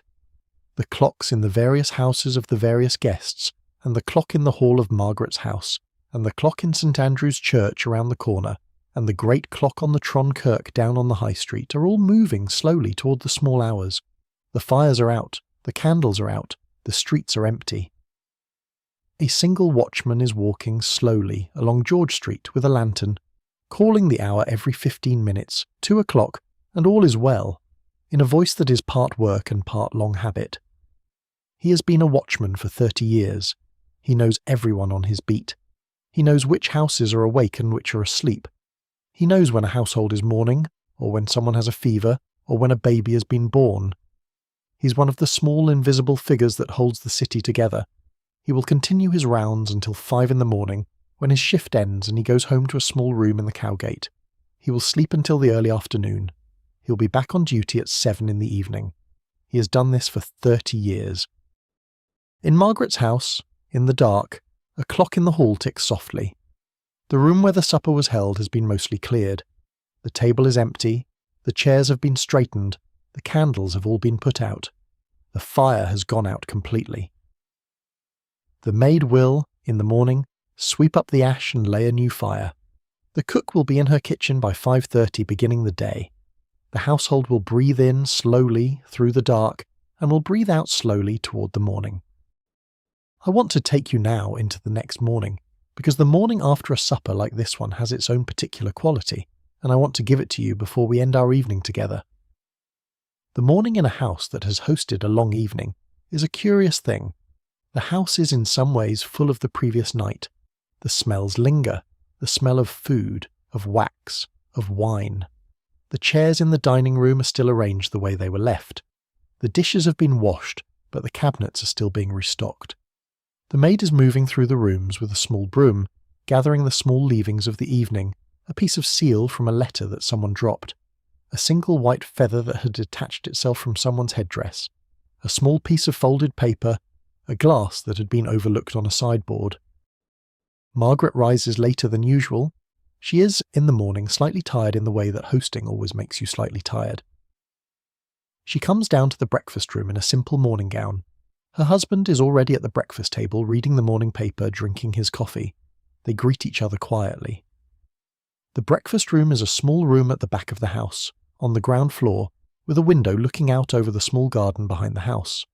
The garden, in October, is mostly bare, but there are still some flowers along the wall and a single late rose, deep pink, on a bush near the window. The morning light is soft. The fire in the breakfast room has been laid and is small but warm. Margaret pours herself a cup of coffee. She takes a piece of toast. The toast has been buttered by the maid in the kitchen and brought up on a small plate. The coffee is from a pot that has been kept warm on the hob. The coffee in 1782 is real coffee, imported, expensive, but quite available in a household of this kind. It is brewed strong. It is drunk black or with cream. Margaret takes hers with a small amount of cream. The cream has been brought in this morning by a dairyman whose cart comes by every morning around 6. He has been the dairyman for this household for 15 years. Margaret sits at the breakfast table, drinking her coffee, eating her toast, looking out the window at the late rose. She is, in this moment, completely content. The evening has gone well. The morning has come. The day is ahead of her. She has the manuscript from Elizabeth Hamilton to read. She has letters to write. She has, later this afternoon, a visit from her sister-in-law and her 2 nieces. She has in the evening a quiet supper at home with just her husband and the children who are still at home. The day is full, but not crowded. The week ahead is similarly full, but not crowded. The shape of her life, in the autumn of 1782, is the shape of a life that has come together well. She finishes her coffee. She goes upstairs to her morning room, a small room on the first floor opposite the drawing room, that she uses for her correspondence. She sits at her writing desk. She takes out a small sheet of paper. She begins to write the letter to Alison Cockburn that I described earlier, the letter that contains the single sentence about how the things we make pass out of our hands and become part of a larger world. She writes the letter slowly, in her careful, even hand. She seals it with a small wax seal. She lays it on the small table by the door of the morning room, where it will be picked up by a servant and taken to the post. She picks up the manuscript that Elizabeth Hamilton handed her last night. She opens it. She begins to read. The translation is competent, in some places quite good. The young woman has a real gift. Margaret reads slowly. She takes notes, in pencil, in the margins. She's going to send the manuscript back in a few days with a long letter of comments. The letter will encourage Elizabeth to keep working, to revise the parts that are not yet quite right, to consider, in time, publishing it. The letter will be one of the small encouragements that Elizabeth Hamilton will receive over the next decade from older women who have noticed her gift, that will eventually result in her becoming the writer she becomes. This is one of the kinds of work that women like Margaret did. The work of attention, the work of encouragement, the work of seeing what someone younger might become, and of telling them, gently, that they might become it. The work, often, of being one of the few people in a young woman's life who took her seriously as a thinker. There were not very many of those people in the 18th century. Most of the institutions of the period were not in the habit of taking young women seriously as thinkers. The universities did not admit them. The professions were closed to them. The publishing world, while not entirely closed, was often sceptical. The encouragement that young women received when they received it came mostly from other women, slightly older sisters, aunts, friends of their mothers, and the encouragement was transmitted through the same channels that everything else was transmitted through in this period, which is to say through letters, through long conversations in drawing rooms, through invitations to suppers like the one that happened in this house last night. Margaret has invited Elizabeth Hamilton to suppers at this house perhaps 6 times in the past 2 years. The invitations have, in their cumulative effect, been an introduction to a network. Elizabeth has met, in this room and at this table, perhaps 30 of the most accomplished people in the literary and intellectual life of Edinburgh. She has been able to ask them questions. They have been able to ask her questions. The network has opened to her, slowly, through her connection with Margaret. None of this was, on Margaret's part, a calculated career move. She liked Elizabeth. She thought Elizabeth was interesting. She brought her to her house. That was all. But the consequences for Elizabeth's later life were enormous. The same was true for many other young women whom Margaret and women like her brought into their circles over the decades. I think about this often. I think about how much of what becomes of any of us depends on whether some older person, somewhere along the line, noticed us and brought us into a room. The 18th century knew this, in its own way. The women who hosted the great drawing rooms of Edinburgh and Paris and London knew this. They saw the young people who came up through their circles. They watched them. They made sure they met the right people. They wrote the letters that introduced them. They made the introductions that, decades later, the young people would look back on and recognise as the turning points of their lives.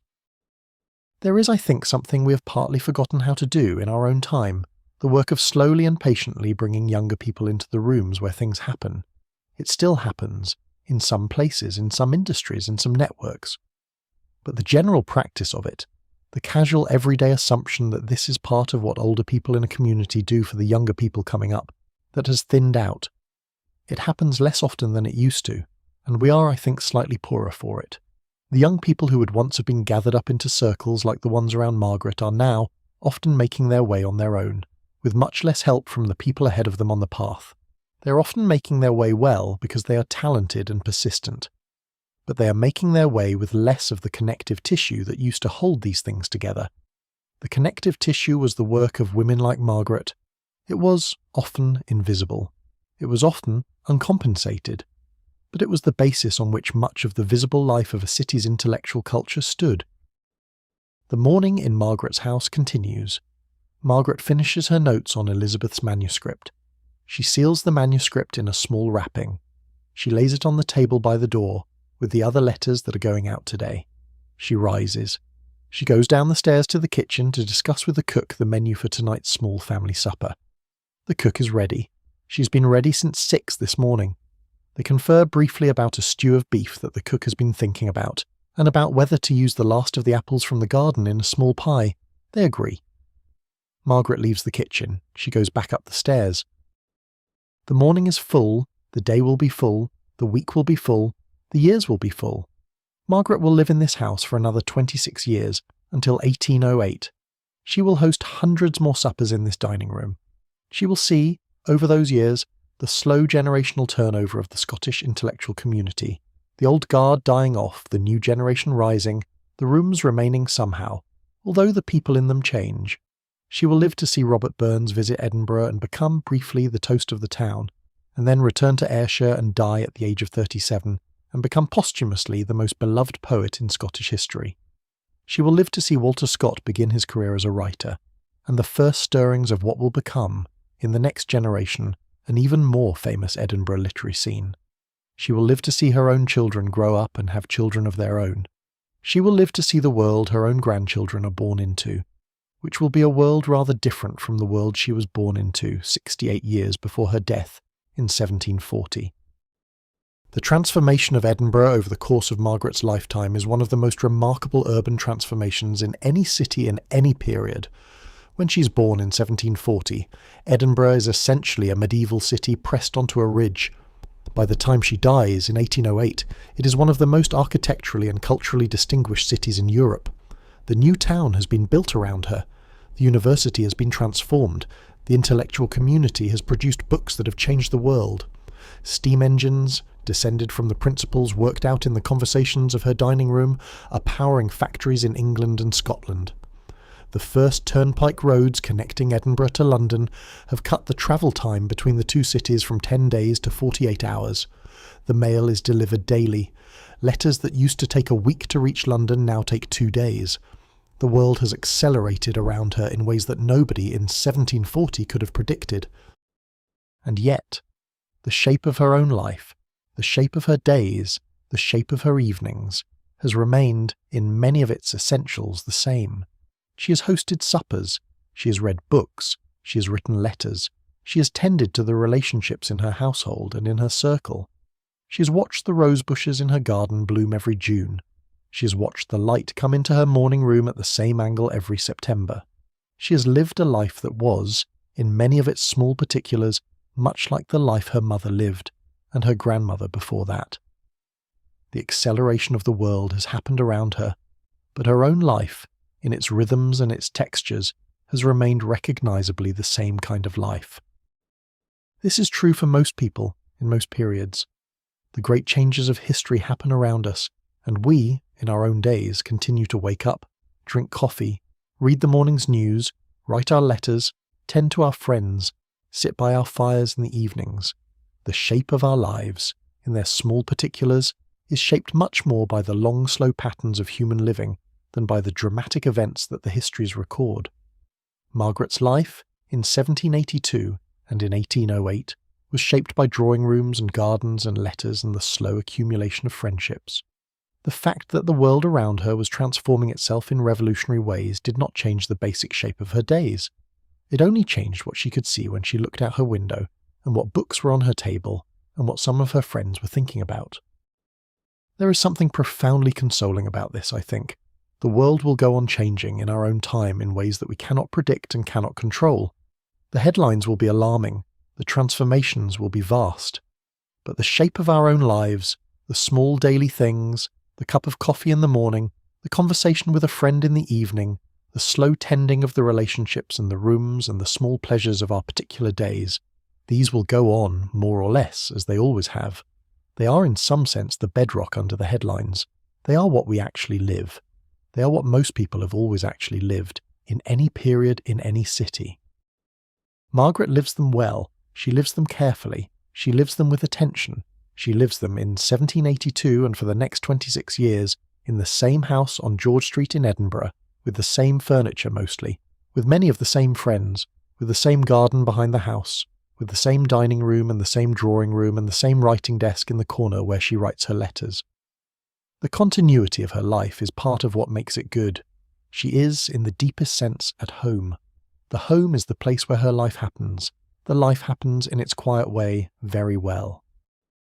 The Wealth of Nations, which Adam Smith published 6 years before our evening, is in many ways a book about how the slow accumulation of small daily exchanges among ordinary people, across cities and countries and oceans, produces the vast and intricate structure of human prosperity. The Theory of Moral Sentiments, which Smith published 23 years before our evening, and which he was still revising on the night we have been describing, is a book about how the slow accumulation of small daily moments of sympathy among human beings produces the vast and intricate structure of human society. Both books are, in their different ways, about the smallness of the things that produce the largeness of the world. Both books were written by a man who attended hundreds of suppers, like the one we have been describing, in rooms like the one we have been sitting in, over decades. The books are, in some sense, an extended meditation on what Smith had observed at those tables. He had watched year after year how human beings worked out their relationships with each other, how they came to understand each other, how they came to trust each other, how they came to help each other, how they came to make together, in a way that none of them could have made alone, the structures of meaning and value and prosperity that held their lives together. The books are the distillation of what he saw. When I think about Smith and his books, and about the supper we have been imagining, I find myself coming to a small conclusion that I want to share with you. I think the conclusion is the heart of what I have been trying to say all evening. I think that the Scottish Enlightenment was not primarily a movement of ideas, it was a movement of relationships, The ideas came out of the relationships. The relationships made the ideas possible. The rooms in which the relationships were maintained were the actual infrastructure of the Enlightenment. And the people who built and maintained those rooms, the hostesses, the cooks, the maids, the friends who came every Tuesday for 30 years, were the actual builders of the world that the books eventually described. The books are real. The books matter. But the books are downstream of the rooms, and the rooms are made of people. I think about this in the context of our own time. I think about how much of what we do in our own intellectual and creative lives is downstream of the rooms we're in. The conversations we have, the friendships we keep, the long evenings when we have them with the people we love, the casual exchanges over coffee, over dinner, over a glass of wine. These are not the visible products of our lives. They are not what shows up on our resumes or in our publication histories, but they are in many ways the actual sources of whatever good work we eventually do. The books we write, the projects we complete, the things we make, these come out of the long invisible substrate of our daily relationships. The relationships are the work. The visible products are the residue. And so, when I think about how we might live well, in our own time, I find myself thinking about how we might tend more carefully to the rooms, how we might host more suppers, how we might keep more long evenings of conversation with people we love, how we might, in the way that Margaret did, watch for the young people in our circles who might benefit from being brought into the rooms where things happen, and how we might, in some small way, bring them in, how we might, in our own lives, on our own scale, with whatever resources we have, attempt to recreate something of what the great drawing rooms of Edinburgh once made possible. It will not be the same. It cannot be the same. The world has changed in ways that I will return to in a few minutes. But the basic human practice, the gathering of people in warm rooms, the long unhurried conversation, the slow building of friendships across time, the careful tending to the lives of the people we love, this remains available to us. It is one of the oldest practices of human civilization. It does not require wealth, or fine houses, or 18 candles on a dining table. It requires only time and attention, and the small daily effort to keep showing up for the people in our lives. I think this is what the Edinburgh story in the end is for. Not so that we can admire the brilliance of people who lived a long time ago in a city we will probably never visit. Not so that we can romanticize a way of life that was, in many respects, not worth romanticizing. But so that we can be reminded gently, slowly, over the course of a long story, of what is actually possible when human beings tend carefully to the small daily structures of their relationships with each other, so that we can be reminded that the great works of any culture are made of the small daily kindnesses of the people who, by their cumulative effect, build the spaces in which the great works become possible, so that we can be reminded that we, in our own lives, in our own time, with our own friends and our own dining tables and our own evenings, are participating in the same long human practice. The practice does not end. It just changes its shapes, from century to century, from city to city, from life to life.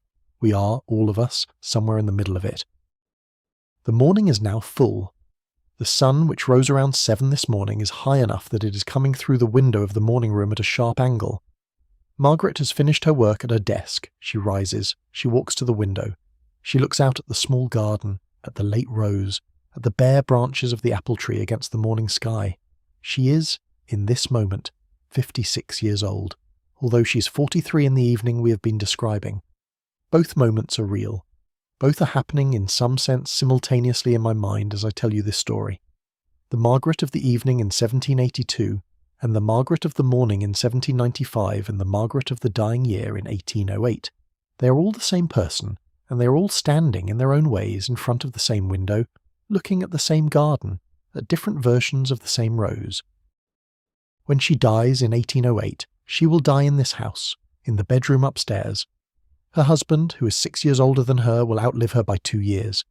He will sit in those 2 years, alone in this house, in the drawing room where they hosted their suppers, in the chair where she used to sit. He will not host any more suppers. He will not have the heart for it. The rooms, without her, will be slightly less than they were. The household will continue, run by their daughter who has come to live with him, but the particular quality of the evening she made will not be reproducible. It belonged to her. When she dies, it dies with her. And yet, the rooms remain. The house remains. It is still there, in Edinburgh today, although it is now occupied by a different family and the dining room has been repainted, and the drawing room has different furniture, and the fireplaces have been converted to gas, and the candles have all gone out and been replaced by electric lights. The house remains. The walls Margaret looked at every day are still there. The window she stood at, looking at the late rose, is still there, although the rose is gone.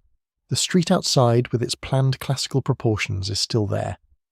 The whole great planned city of the new town is still there, 240 years after our evening, and people walk through it every day, mostly without knowing the names of the people who once lived in the houses they're passing, mostly without knowing what was discussed over supper in those houses, mostly without knowing what came of those discussions in the world that we now inhabit. But the city is there, the houses are there, the rooms are there, and every so often, on a wet autumn evening, when you walk along George Street and the streetlights are coming on and the light is going in the sky, and you look up at the windows of one of the houses and see, behind the curtains, the small warm yellow glow of a room being lit for an evening, you can, if you want to, feel for a moment the long continuity of the practice. The lights coming on, the room being prepared, the people gathering, the long slow conversation of human beings tending to each other, in the rooms they have made, in the cities they have built, in the long northern nights of the world they have inherited. This is what we have. This is what the Edinburgh of 1782 gave to us, among many other gifts. The recognition that the work of living a good life is the work of building good rooms and gathering good people and having long good conversations, and that the great consequences of this work, the books, the ideas, the changes in how human beings understand themselves and their world, are downstream of the small daily practice of paying attention to the people in our lives. I want to ask you one more question before we close out the long evening of this story. I want to ask you whether there is a room in your own life that you might tend to a little more carefully. A room where you might gather people, sometimes, for an evening that takes its time. A room where the light could be warm and the conversation could be unhurried, and the people in it could feel, for a few hours, that they were exactly where they were meant to be. The room does not have to be a drawing room. The food does not have to be a saddle of mutton. The candles do not have to be 18. The room can be a small kitchen, with a single overhead lamp and a pot of soup, and 4 chairs around a battered table and 3 friends. The room can be a back porch in summer, with citronella candles and cold beer, and a couple of people you have known for 20 years. The room can be your own living room, with the television off, and a fire if you have one, and one other person, or 2, or 6. The room can be anywhere. What matters is that it is a room.